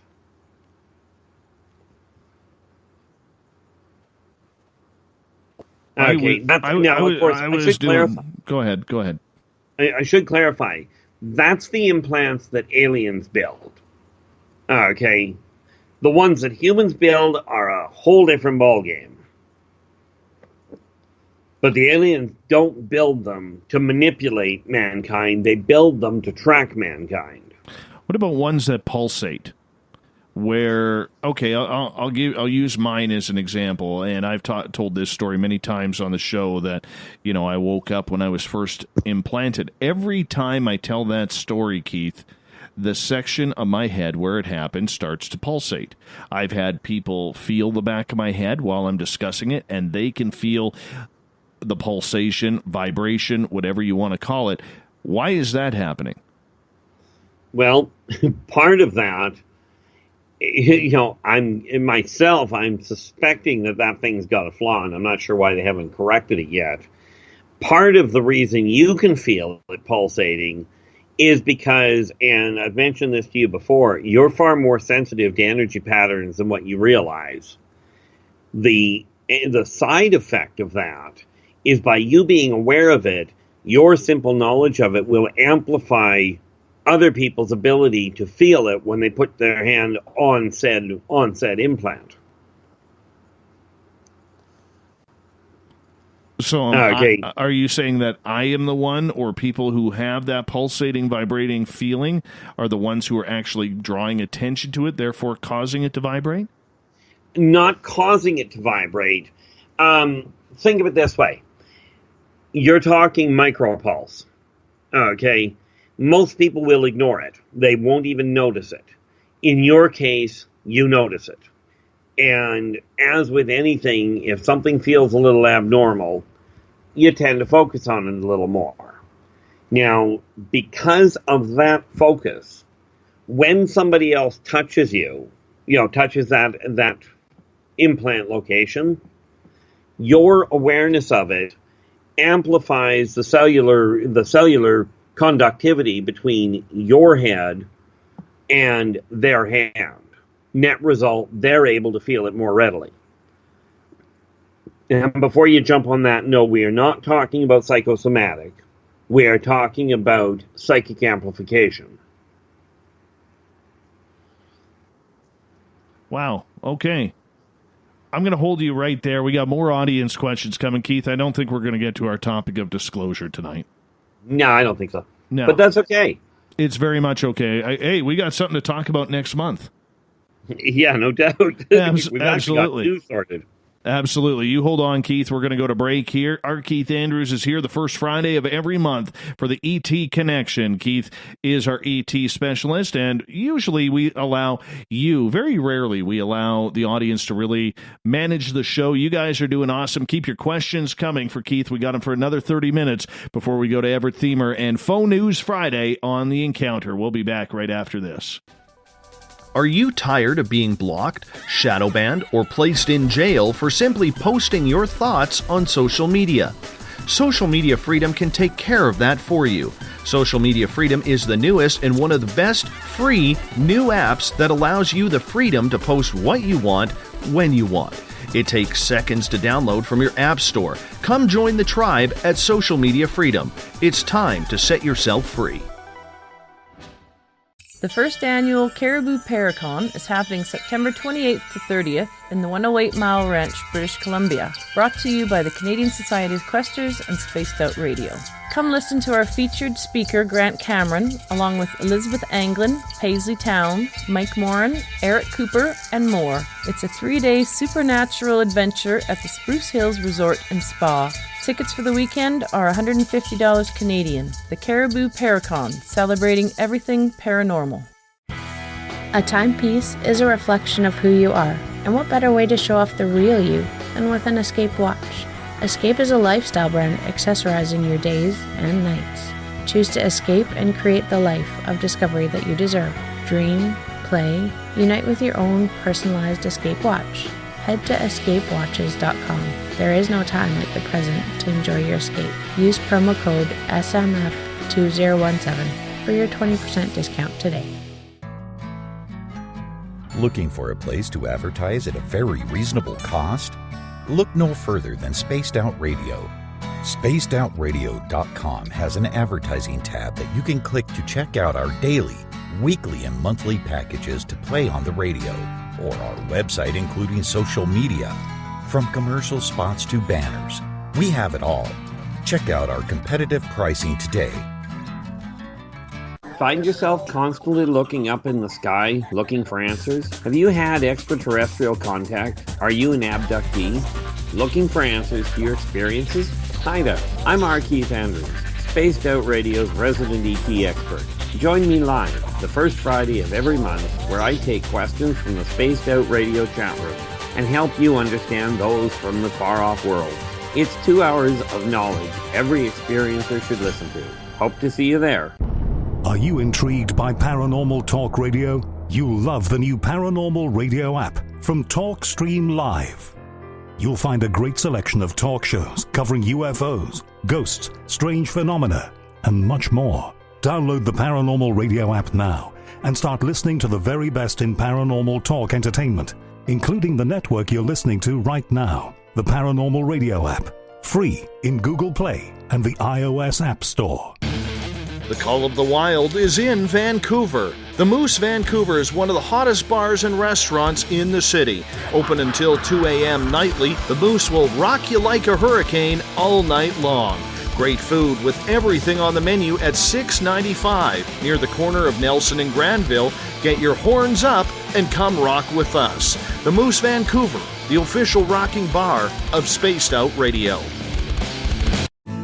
Are you an experiencer? Have you had run-ins with strange creatures you can't explain? ETs, Dogman, Bigfoot, werewolves? They're enough to scare the daylights out of anyone. Hi there, I'm Butch Witkowski from your Cop. And on the last Monday of every month, you can listen to me and the host, Dave Scott, talk about the weird and the strange being reported on Spaced Out Radio. I'm going to bring my investigations and sources, you bring your experiences, and we'll figure out the rest together. Strange Days on Spaced Out Radio. Come tune us in at spacedoutradio.com. You hear footsteps in the empty room above you. A rocking chair begins rocking by itself. Don't be afraid of the things that go bump in the night. Reach for Spirit Storybox, the iPhone app the Huffington Post UK called the only ghost hunting app you will ever need. Spirit Storybox. The spirits are telling their stories. Are you listening? You know, it's hard being the bad man of ufology, but that's just the way that I like it. This is Chris George Zuger, and I'll be hanging out with Dave Scott and SOR scientist Chris Cogswell for Reality Paranormal, the second Wednesday of every month. And our job is to break it down and come to conclusions as to what is really going on in the supernatural world. I'd love for you to join us and bring your questions for us to investigate right here on Spaced Out Radio. Visit purpleplates.com today. For over 40 years, the Purple Energy Plates have been delivering amazing results for their many customers. Inspired by the great genius Nikola Tesla, the harmony, healing, and energetic effects of the plates have proven over and over to be beneficial and often miraculous to thousands of customers. Check their site for daily specials and choose from their many energy products. You won't be sorry. Visit them today at purpleplates.com. When it comes to the news, we look for the stories that the mainstream won't cover. Welcome to Spaced Out Radio's The Encounter. This is News Director Everett Thiemer. The Encounter is about the weird and strange stories that occur daily, and we scour the world looking to bring them to you. You can hear me with Dave Scott every Monday through Friday in our Encounter news segment. Read us online at spacedoutradio.com or check us out and give our Facebook page a like at SOR The Encounter. So come give The Encounter a read. From the mile-high state of Colorado, sharing our signal around the world, I invite you to Spaced Out Sundays. Hi, I'm Tessa Nicole Thomas, and I'm closing out the week by taking you on a paranormal journey to the world of the weird.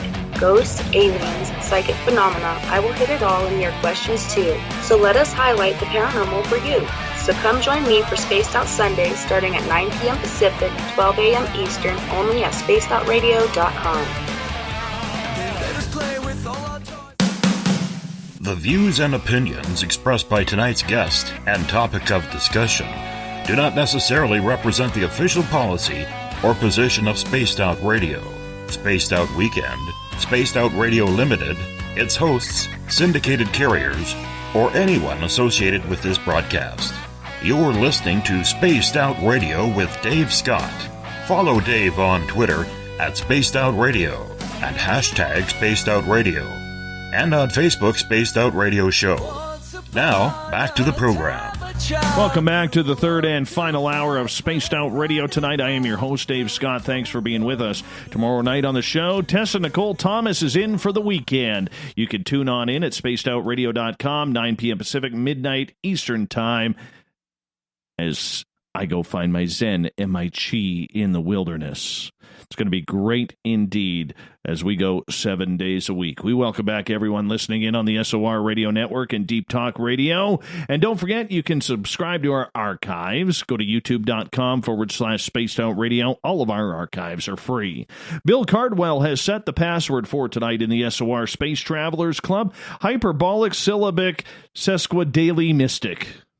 What it means, nobody really knows, but Bill sets the password each and every night right here on the mighty SOR. Now, if you want to go to our website, spacedoutradio.com, we're going to be making some changes on there coming on up, but you can rock out to some Bumblefoot, shop at our Spaced Out Radio store, read up on the encounter online, and so much more.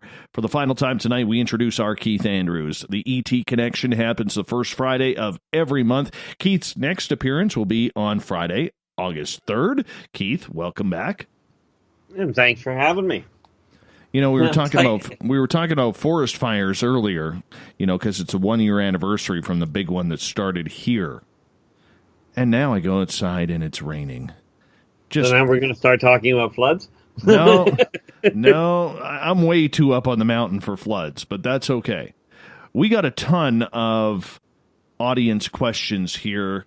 And let's just rattle them off because we literally have about 25 minutes left with you before we got to bring in Everett Themer and the Encounters Faux News Friday.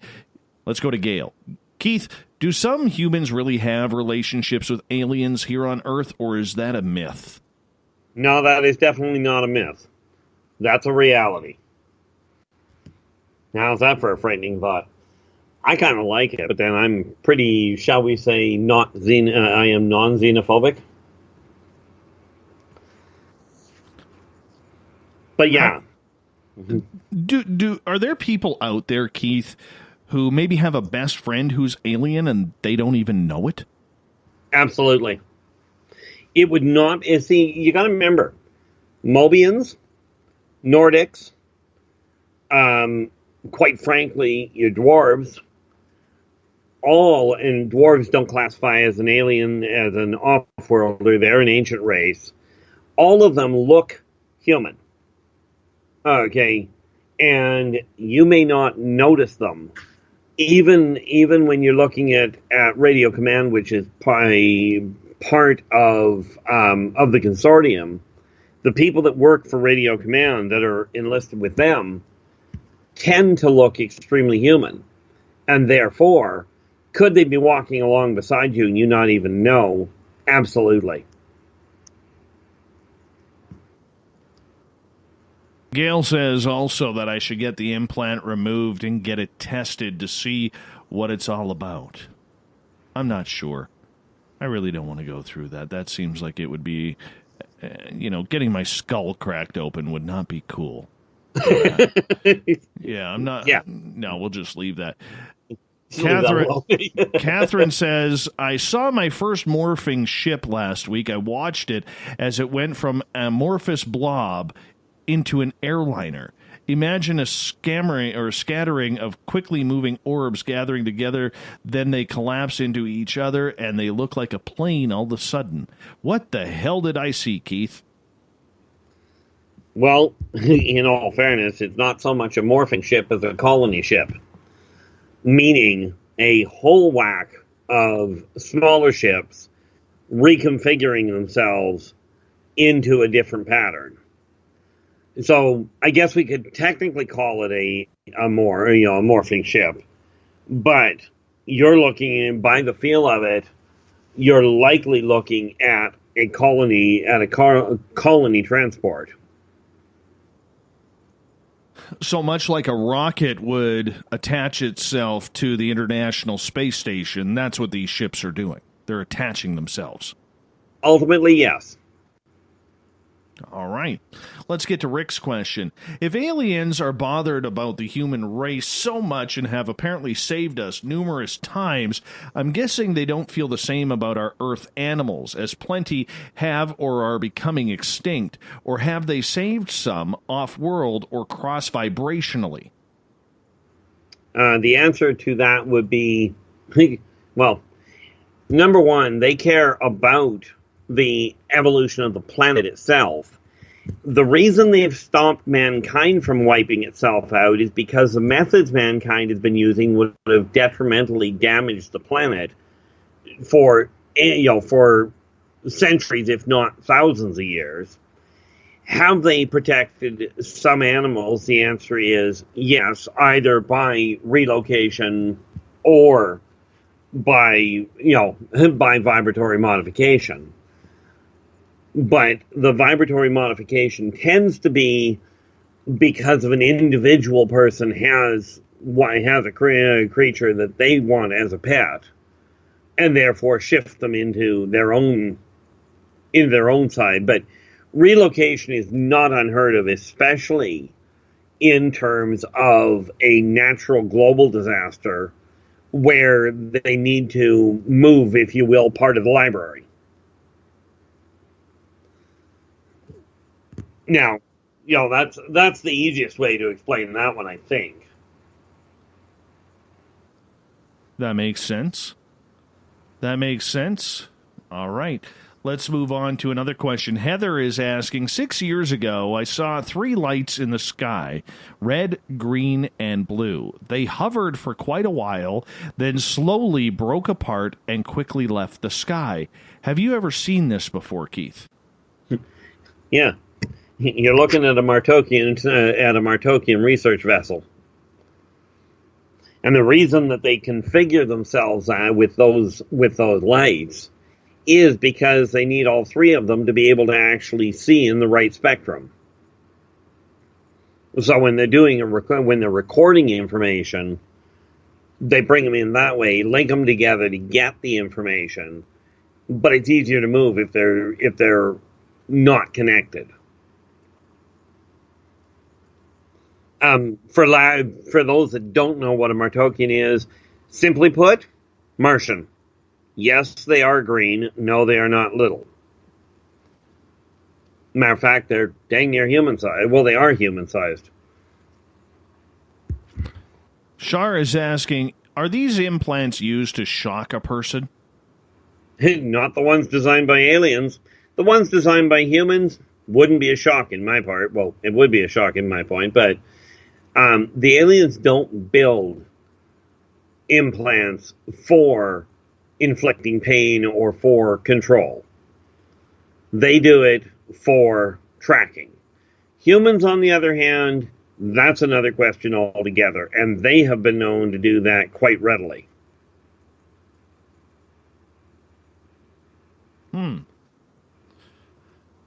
Now, I guess I should clarify one little detail.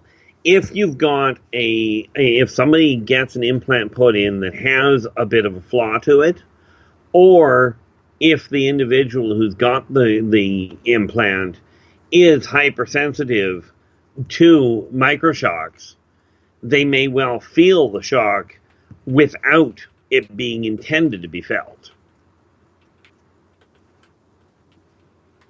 What does that mean? Okay. Well, if you build an electronic device and its intention is to simply track and relay information, that's its purpose. That's why it was put there. If said device has a flaw, it may have a short in it that does inadvertently shock the individual, or if the person is actually sensitive to electric shock, in other words, they can feel the microcurrents, they may notice them anyway and just simply be recognizing a normal pattern that is not designed for shock, but they're registering it as a shock. Okay. When I was a kid, they hooked me up to an EEG. I wasn't supposed to be able to feel the current of the EEG. I wasn't happy when I felt it. Well, that's not nice. No, it wasn't. It was kind of like getting electrocuted. Not a fun and not an enjoyable experience.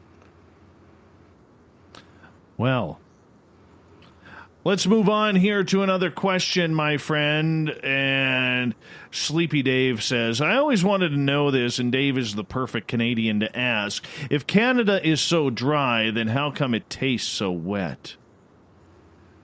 Because we're all ginger ale around here, my friend. We are all ginger ale. Ronald, Dave has a ton of questions, but kills the show at 11 p.m. BC time. It's Friday. No, not really. It's past 11 p.m. BC time, and we're still on the air. Let's see. We may have been actually caught up here, my friend. We have maybe actually caught up here on the questions. Oh, here's one from Dawn. Yeah. Keith, when you are watching a star and it does some crazy moves in the sky like circles, who would that be, or can we even tell? Well, we could tell, but you have to take a look at a few things. It could be any one of the various races, depending on the light pattern, depending on the speed of cyclic modification. The speed and the angle of the circles, depending on their location. All of these things may determine what you're looking at, but it could be any one of the races. But usually you chalk it up to usually if they're doing something really silly like that, it's usually a young pilot. When you say young pilot, I think of some little hotshot who just got his wings at about 21, 22 years old. What are you talking about, young pilot? Well, it depends on the race, but essentially you're correct. Okay, I mean you take a look at a Laborian. Okay, now a young Laborian, is going to be in the neighborhood of about 15,000 years old. Terran time. Okay, if you take a look at a young Teklek, well, you're only looking at 3 years. Okay, and yes, they do actually, they show up when a Teklek is born, they're fully capable of functioning. They're just short. Okay, so, what you're looking at, the young depends entirely on the age limit, on the lifespan of the race in question. How do we know it's just not a star that's twinkling? Because stars don't just move into different locations. That would be the big one. If it's running around in circles and pulling figure eights and going from one side of the sky to the other, stars don't do that. They stay pretty static.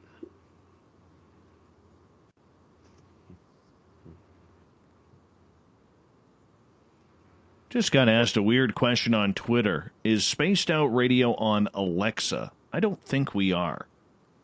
I don't even know how Alexa works.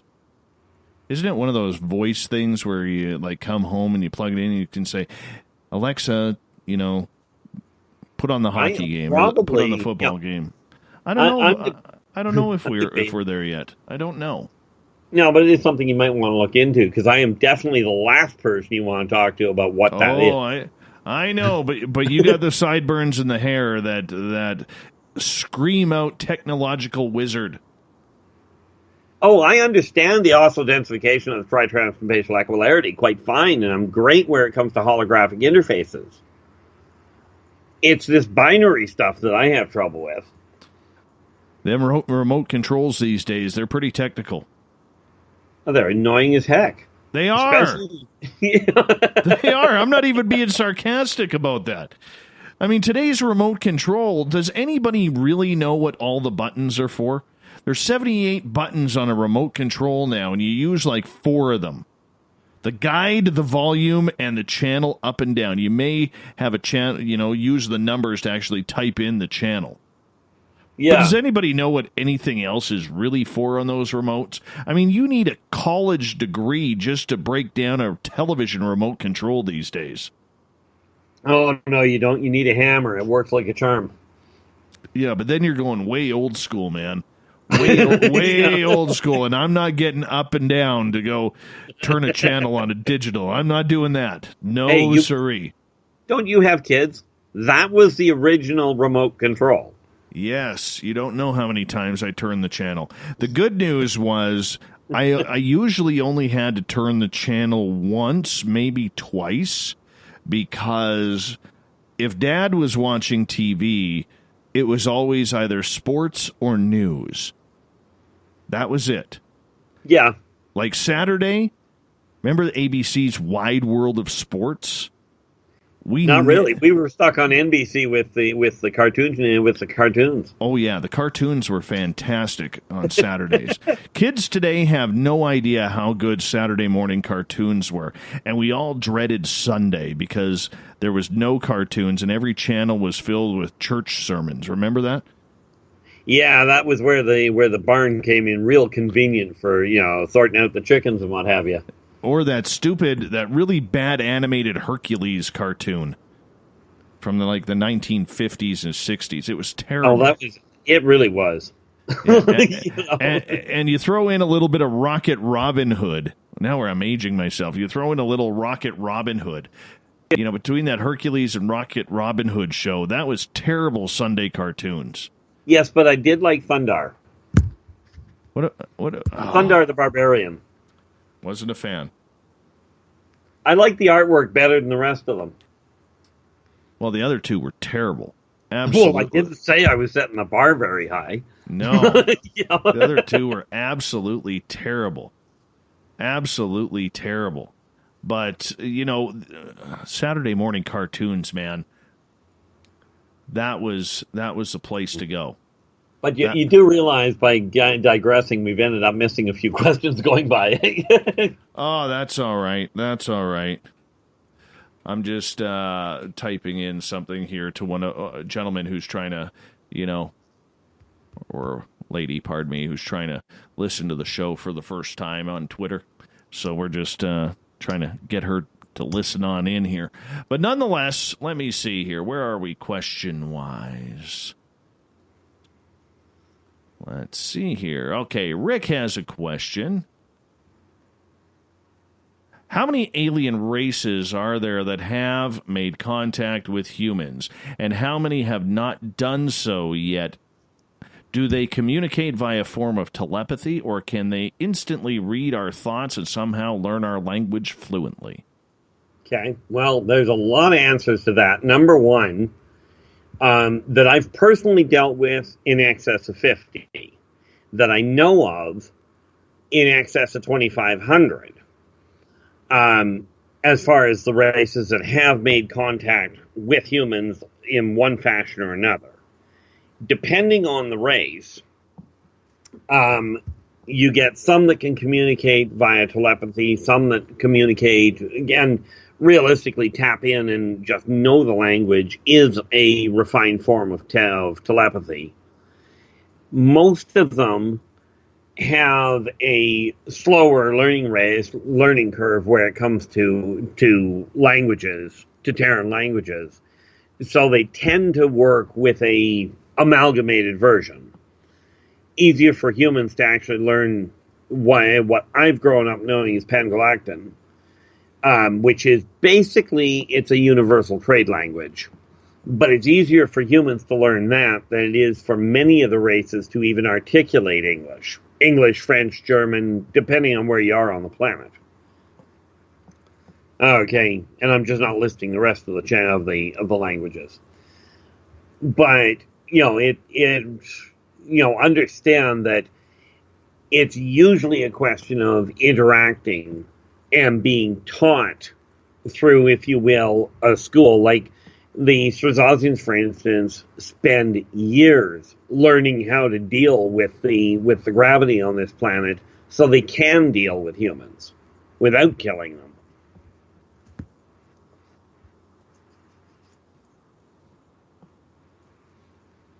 Very interesting. Very interesting. Let's move on here as we got about 7 minutes left with our Keith Andrews in, so make sure you get your questions in. Lily is asking, do alien implant... I think there might be a spelling mistake. Do aliens implant ideas? That's what it is. Do aliens implant ideas like into dreams where inventions are made? Very, very rarely. It really boils down to some people, when they are contacted by aliens, they get some sort of an inkling, but most of the technology that mankind is working with is inspired by what mankind has seen. It's not an implant. It's not a chunk information. They do on occasion, depending, download information. It just doesn't happen very often. Okay, like I know I'm sitting on a piece of technology that I've got to build and test before I do anything with it because of what it is.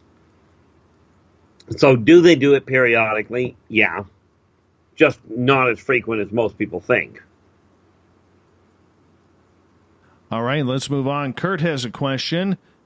We call him Sanka around these parts because he still drinks out of those orange Sanka coffee, tins that you used to get. Yeah, I know the ones. All of our parents still have them in their cupboard somewhere. Well, Kurt has a collection of about 36 of them.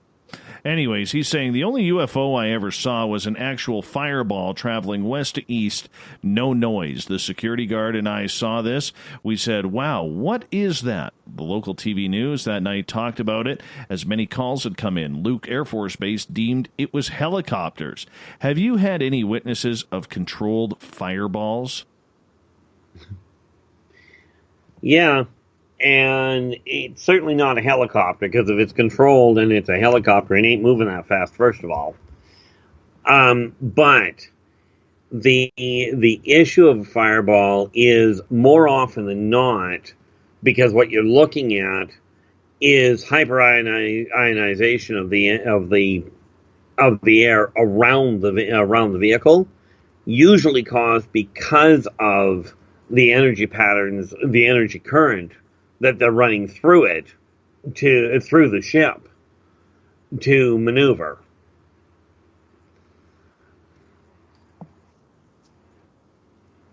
Keith, we got a brand new listener here in Spreaker called UFO Joe.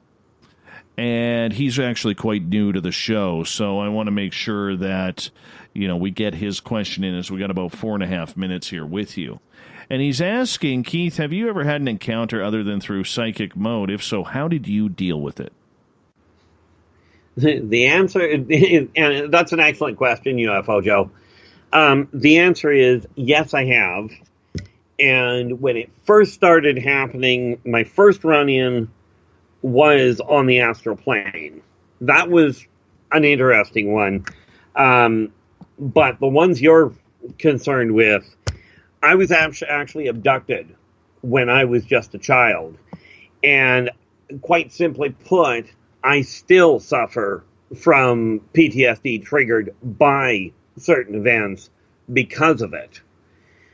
Essentially, you have to find a way to look at it in most cases, where you find something positive that you can get out of it. When if you're having negatives, if you're having a negative encounter, it's really difficult to deal with it. You sort of learn how to disconnect or disassociate for a time, but ultimately you have to come back and work through it. And that's going to be a challenge if you're dealing with it. Because, and it is an excellent question. It's one that a lot of people have a question around. Is, okay, you've been taken. How do you deal with it now? Interesting indeed, my friend. Interesting times indeed. And, UFO Joe, I highly suggest you get a hold of Keith behind the scenes here. And Keith, maybe with 2 minutes left here, I'm not going to take any more questions from the audience, but with 2 minutes left here, maybe you could allow someone like UFO Joe or other people who have had experiences and would like to talk to you maybe on a private session, courtesy of us here. How can they get a hold of you? Yeah, absolutely. Number one, email is an easy way. If you contact me at innervoiceenterprises@yahoo.ca, or you can contact me on Facebook at Ronald Keith Andrews, and you'll find on Facebook that I use a hand carved UFO is my picture, and of course, if you track me down on YouTube, it's R. Keith Andrews as my YouTube channel, and that's got a whole list of ways of getting a hold of me.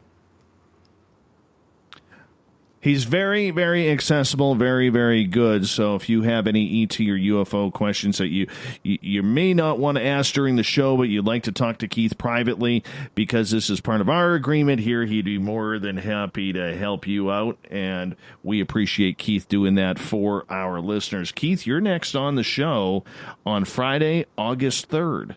And we're going to actually try and get to our actual topic that night, but we got to thank an awesome audience for their questions tonight, totally derailing what we had planned. Yeah, this is why we don't tend to plan very far. It's like, I almost think that our plans are a backup in case. No kidding, right? No kidding. We were actually going to be talking disclosure from the ET side tonight, but we're going to have to try and wait a month here and see where it goes. Keith, thank you so much for being on Spaced Out Radio tonight. Very much a pleasure to have you back. We will see you on August 3rd. And very much a pleasure to be here. Thanks, everybody, for joining us. Fabulous questions today. Coming up next, Everett Themer and The Encounters Faux News Friday. This is the winter of our lives. We come to play the final scene. The curtains closing in the darkness we expose what lies beneath. We are encountering the encounter tonight with Everett Themer as we take a look around the world at the faux news of this Friday. Every Friday, we go into a faux news section because we think it's important around here for us to help educate you. We get a lot of questions from people saying, Dave or Everett, how do you tell what is real news and what is fake news on the interwebs these days? Well, this is why we have this segment to help you learn and educate yourself on what is real and what is not. We bring in Everett Themer from The Encounter Online. Everett, good to have you back this Friday night. It's always fun to be here on a Friday. I love these Faux News Fridays, man. I really do, because some of the stories you are able to track down, God, it's unbelievable that there are actually people out there who believe them. You know, it's a little scary sometimes, some of the things that we find out there. Yeah, tell me about it. Man, can you believe it was... I know I talked about this right off the top of the show, but can you believe it was a year ago today that I called you up and said, dude, we got like a major forest fire here? It doesn't seem like it's been a year. It seems like it was yesterday. And year tomorrow, I was evacuated for 15 days. That was a heck of a couple of weeks, wasn't it? Oh, dude. You know, I'm going to publicly say this, man. I mean, there were a lot of people out there, man, who were helping me out. But you and I literally talked a couple of times a day. You were checking in with me just to see how I was doing. And you know, and we talked quite a bit. Dude, you helped me keep me sane during that week. And you know, because you were hearing behind the scenes how worked up I was. Oh, well, I appreciate the kind words, but I feel for you. Still to this day, I feel for everybody up there, because it looks like potentially it could be another really disastrous season up there. Well, it's raining right now. I'm very happy about that. It is raining right now. That makes me feel good. And I remember last year we just had so many conversations about how everybody up there was just praying for rain, any rain. Just something, just to slow some of those fires down. You know, today I made one of those manly decisions. It was, It was either mow my lawn or wash my vehicle. And knowing now that it is raining outside, guess which one I chose? Wash your vehicle? No, I mowed my lawn. I am a winner today, my friend. I am a winner today. I chose right. I am a little jealous. I have not been able to mow my lawn in over a week. No kidding. No kidding, my friend.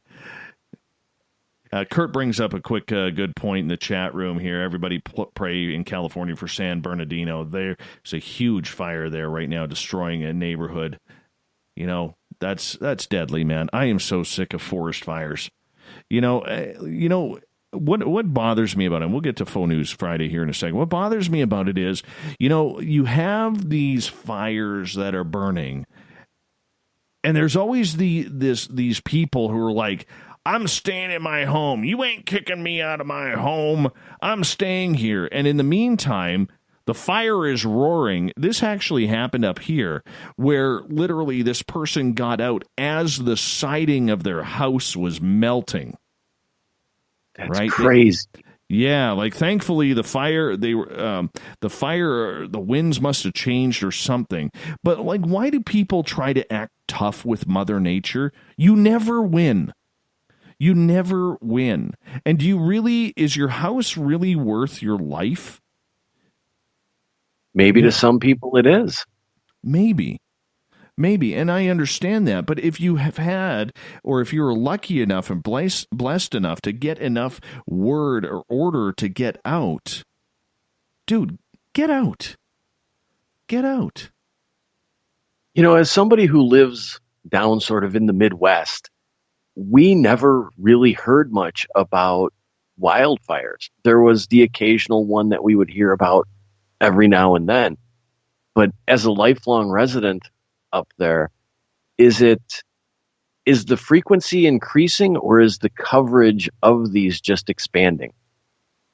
Oh, I don't know. That's it's pretty tight, man. It's a pretty tight question. I really don't know. Okay, fair enough. I think, as Mother Nature, let's face it, to keep the global warming argument out of it, the world has been known to go through hot periods and cold periods. And I think last year we were in a hot period, and maybe we're still in it in certain areas. And I think, every now and again, Mother Nature has to cleanse itself. Now, granted, 2 of the big fires here were started by people, including the one that cost us to evacuate here. But between stupidity and Mother Nature having to cleanse itself every now and again and reinvigorate itself, you should see the growth, man.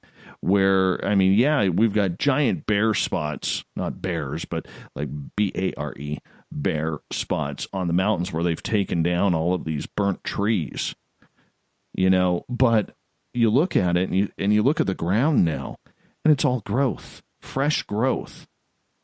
And the mushroom pickers are going crazy here. There's this type of mushroom, and I always forget the name. Not portobello. Morel? Morels, yeah. Well, apparently morels absolutely go haywire coming out of the ground in forest fire situations or after forest fire situations. Don't tell me that. So we have a few morels growing here and there. So literally people are getting, I think it's right now like $7 a morel. A morel. It's like $100 a bucket. $100 a bucket for these morels. $100 to $150 a bucket. It's crazy. Faux News Friday. Faux News Friday, my friend. What do we got? Well, we're going to tackle one here that it's kind of the hairy elephant in the room. Giorgio Tsoukalos has not been tapped by Trump to head the Space Force. But his hair would have been so perfect. I don't know. Would have gotten squished in that helmet. Now, where's that story coming from that allegedly Trump asked him to run the Space Force? Well, it's circulated in a meme, but the original story started on a website called A Science Enthusiast. And it was clearly marked as satire, but nobody seemed to notice that part. And as you know, Giorgio tends to pop up on memes. So all of a sudden, once this article kind of picked up a little bit of steam, the memes started and people started buying into this whole idea. And the thing is that when you watch Giorgio and Ancient Aliens, he comes off as sort of an expert, I guess you would say, on what he believes he's an expert on. But his background is in sports marketing. He isn't even an anthropologist, archaeologist. He's just kind of a guy with some opinions and some conjecture. Wow. You know, now that you mention it, I actually did see that on a few posts that people were posting, and it's amazing how vile and angry people were getting. Trump is an idiot for hiring him. What does this guy know? Like, people take that seriously. They do, but I also think, and the next story will illustrate it, so many people read the headline and then begin to make comments. They don't read the stories. But we have become a headline world, man. And you know what? There's been times where I've been caught up in that, and I've literally had to slow and I've made a comment, and then I've had to erase that comment, and then go back, read the story, and go from there. I mean, it really is educating yourself all over again, because we're so quick to be offended, isn't it? It is. And it's sad that we're so quick to be offended. Next story, my friend. All right, this one comes from News Mutiny, and I was actually going to pass this one up, and then, like we were just talking, I saw it pick up some traction, and I began to read the comments. But the story is that the Army claims a soldier's bullet wounds were a pre-existing condition, and they deny him benefits. Really? Yes. So this guy is wounded on a battlefield, and they're trying to pawn off this story. This junk news outlet is trying to pawn off a story that the U.S. Army is screwing this guy over as pre-existing condition. Yes. Who writes basically this? Oh, these people are creative at best. But you know, the thing is that if you just read that headline and then you don't read the story, so many people comment on these things. And there were people angry at the U.S. government and believing that this was real. But if you read through the story, and even at the end of the story, within the story, is the disclaimer that it's parody, that it's satire, that it is not true at all. You know, I won't read the story word for word, but if you look through it, you know, they claim that the government has seen a pattern of people coming into the Army or into the military and having these conditions. And once they get tired of being in the Army, they claim that they were shot and now they can't serve. Wow. So, you know, it's just a matter of reading the headlines. But what scares me is how many people picked up on this, believing, especially in this climate with the political things going on and you know, all the different aspects of the military conflicts and whatnot. People are reading the headline and getting vehemently angry over things like this. I think Mr. Skeptic on Twitter has a great point here. He says, you can label something satire in 80-point type and blinking, and these idiots will still spread it on social media.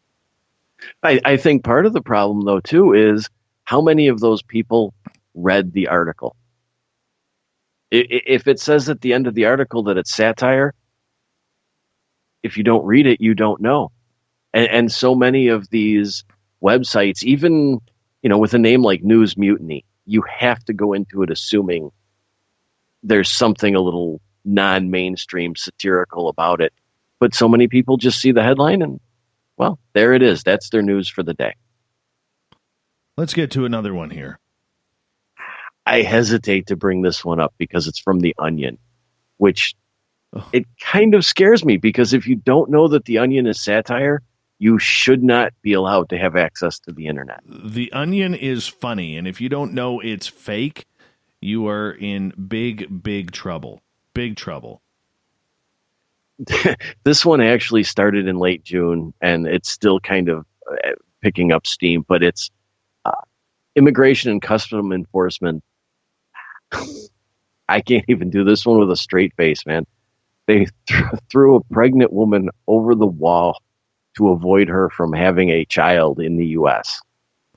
I saw that one. I don't mean to laugh, but I mean, sometimes The Onion just absolutely nails it.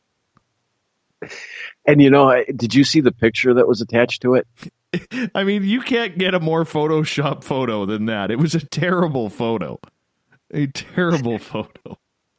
You got to go to theonion.com and check this out. It is a completely fake news site. They're proud of the fake news that they pump out. They admit that it's fake news, But you know what, Everett? That actually brings up a good topic here for Faux News Fridays.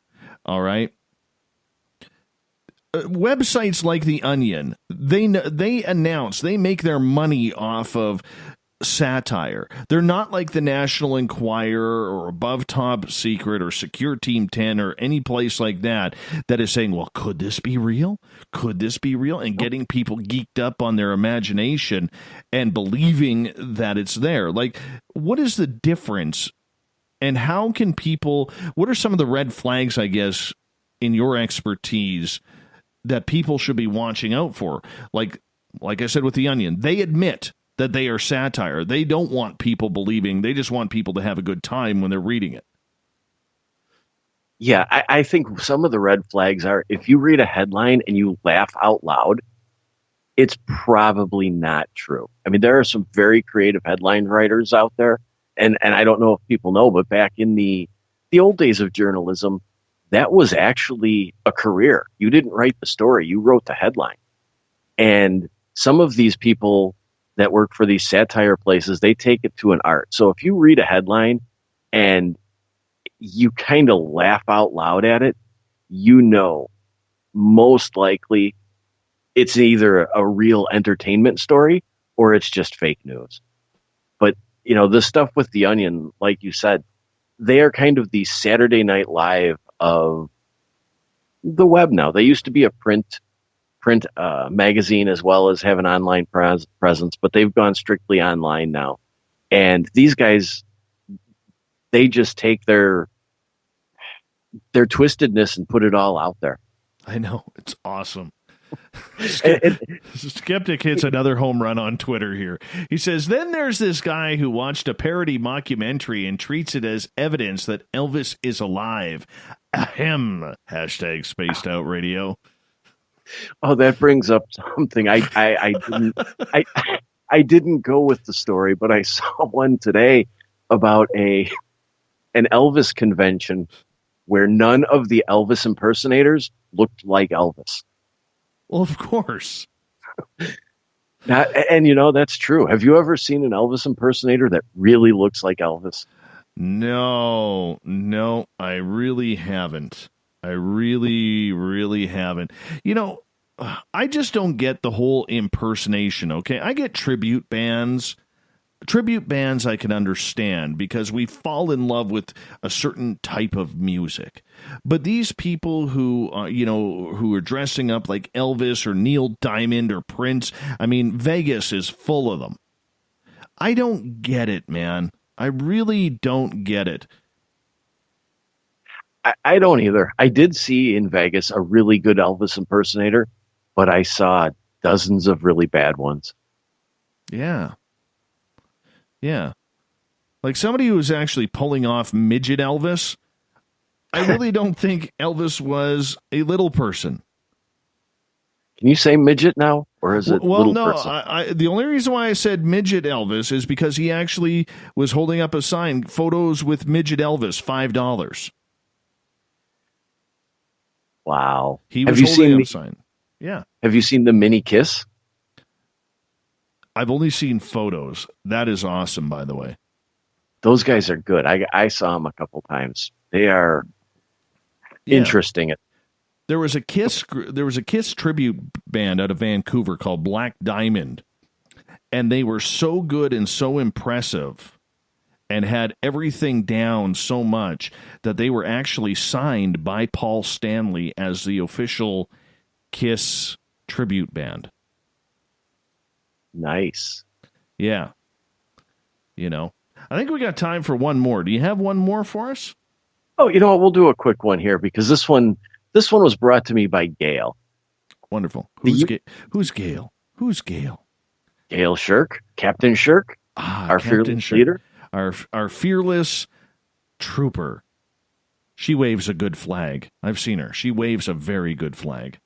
Yes, she does. But apparently, the U.S. has won the World Quidditch Championship. Once again, proving that fake sports are more interesting than soccer. USA. USA, my friend. USA. I don't even know what the hell Quidditch is. Isn't that from like Harry Potter? Yes, it is. With flying broomsticks and things flying around. And perfect. It's totally fake. Much better than soccer. Much better than soccer. Got into an argument with the investor today about soccer. He said I was being narrow-minded. I told him if sport was religion, soccer would be the Antichrist. I went there. It's World Cup time. I got to bring up my A game of insults regarding soccer. Isn't that World Cup thing over yet? No, it's somewhere in the middle right now. The good part about it is every day we get a day closer to it going away for another 4 years. That's only every 4 years? That World Cup thing? Yeah. I thought they just had it. God, I pay so little attention to soccer that... Well, then you're doing yourself a body good. I threatened my son with soccer. Every time he acts up and starts crying, I said, "Did we register you for soccer?" And he goes, "No, I don't like soccer." I said, "Well, then you're not in trouble." That's mean. Well, hey, what can I do? I'm just trying to be a good parent, my friend. Just trying to be a good parent. You know, baseball, football, hockey, curling. How about I'm going to throw golf? He'll play golf. He'll play golf. I want to get him into golf. I think golf's important. Fishing, you know. Hell, I don't care. Lawn bowling for all I'm at. I'm all for that. I don't care. It's not going to be soccer. Definitely not. Even cross-country skiing. I'd get him into that. I love cross-country skiing. I've never done it, but you got to have strong legs for that. Strong legs. Shall we get to the thought of the day, Dave? I think you should. All right, let's fire it up.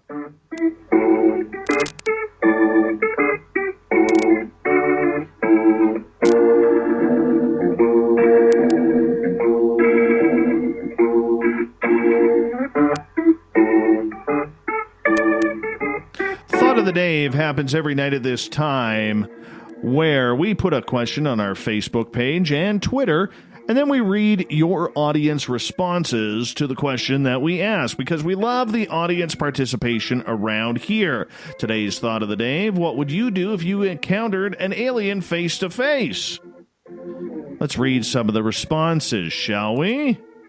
Susan jumps in. Probably crap myself, but I would like to talk to it and maybe make friends. You know, I mean, invite him over for canasta or something like that. I added that second part because I thought it was funny. Anytime you can throw a canasta in there, man, you got to do it. Jeez. Making fun of the old people. Well, I mean, you got me fired up with the soccer thing, man. Renee, run and run fast. Len, Super Len, just had a birthday on July 4th. Still wearing his cape from it. Says, talk to him or her and ask details about their FTL drive. I don't know. Why not just say flex capacitor? Let's just get to that. That's what I was going to ask about. Exactly. Sandra, I won't run this time. Grant, what type or faction of alien? It's important. I don't know. Pick one, man.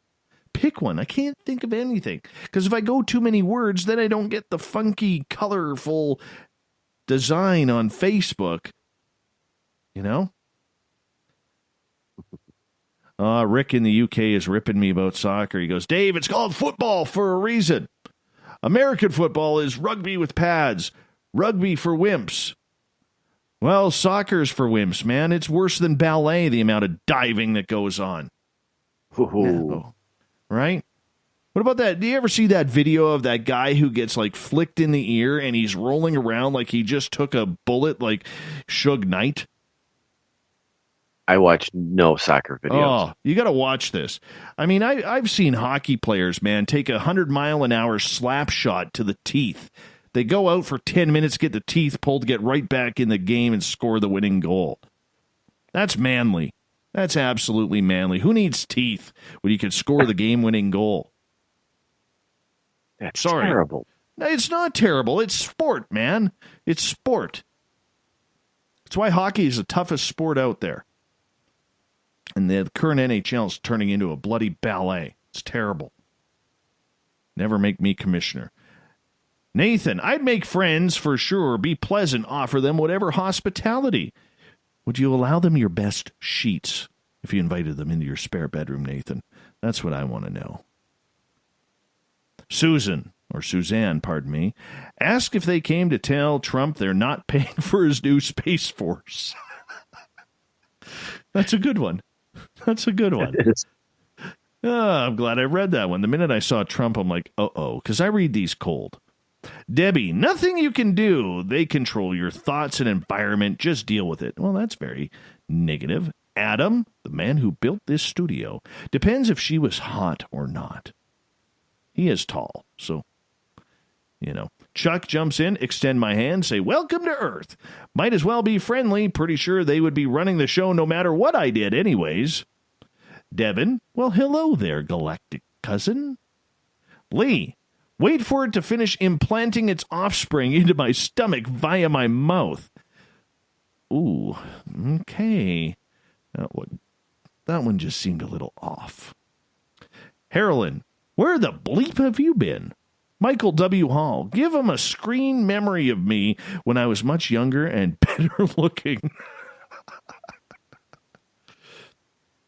All right, Walter, I felt fear, but stay in place. I asked it to prove it was real, so it touched my arm. I got skin irritation by morning on that spot.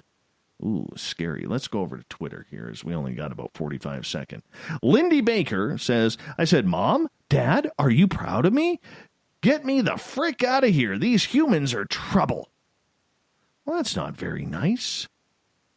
That's not very nice at all. You know? Danny, a true answer. I'm right there with you, pal. Faced with something as earth-shattering as that would make anyone question reality. Everyone says they would be bold in a situation like that, just like everyone says they wouldn't become a monster in the Stanford prison experiment. Probably a good place to leave it right there. Danny gets the final word on the thought of the Dave. Everett Themer, thank you so much for a fantastic Faux News Friday. Thanks for having me. You get the weekend off, my friend. With pay. What am I going to do with myself? Oh, I don't know, man. Why don't you think about mowing your lawn and have a beer instead? Maybe. Excellent. Or a cup of coffee. You deserve a cup of coffee for that. Drinking one right now. Everett Themer and the Encounter Online. We're getting ready to move the Encounter over to our website very, very soon. But for now, you can find it at facebook.com/SOR The Encounter. We also want to say thank you to our Keith Andrews for stopping on in tonight for the ET Connection. It happens the first Friday of every month. Keith will be back on August 3rd. Your questions were fantastic tonight for Keith. You kept him busy, kept him hopping. That's just the way we like it. We got Mr. Ron Bumblefoot THAL rocking in the background with Little Brother is Watching. Bumblefoot is the official music of Spaced Out Radio, rocking us in and out of every single show. Get your horns up for the guitar god himself. Tomorrow night and Sunday, Tessa Nicole Thomas, the beautiful, esteemed one, is back for the weekend show. You can tune on in at 9 p.m. Pacific, midnight Eastern, at spacedoutradio.com. A special thanks to everyone listening at home, in your cars, at work, wherever you may be. We hope to have Periscope back firing up for Monday through Friday. I do apologize for that. That's 2 nights in a row. We're going to get it figured out. Say thank you to everybody and their your participation on Spreaker tonight. You were awesome. Great questions, everyone. Thanks to everyone on Twitter at hashtag Spaced Out Radio for a wonderful week. Mr. Skeptic, your snark was finishing off very, very strong. I grade you an A for this week. And to the Veterans Club, the SOR Space Travelers on Facebook. Good to see you back as a lively bunch. Thank you so much for sharing the show. Thanks for telling your friends and doing your part to make us bigger and better every single night. Because together, my friends, we own the night. I will talk to you on Monday. Have a great weekend. Mr. Bumblefoot, we need a favor. We need you to take us home. Have a great weekend, everyone. Good night.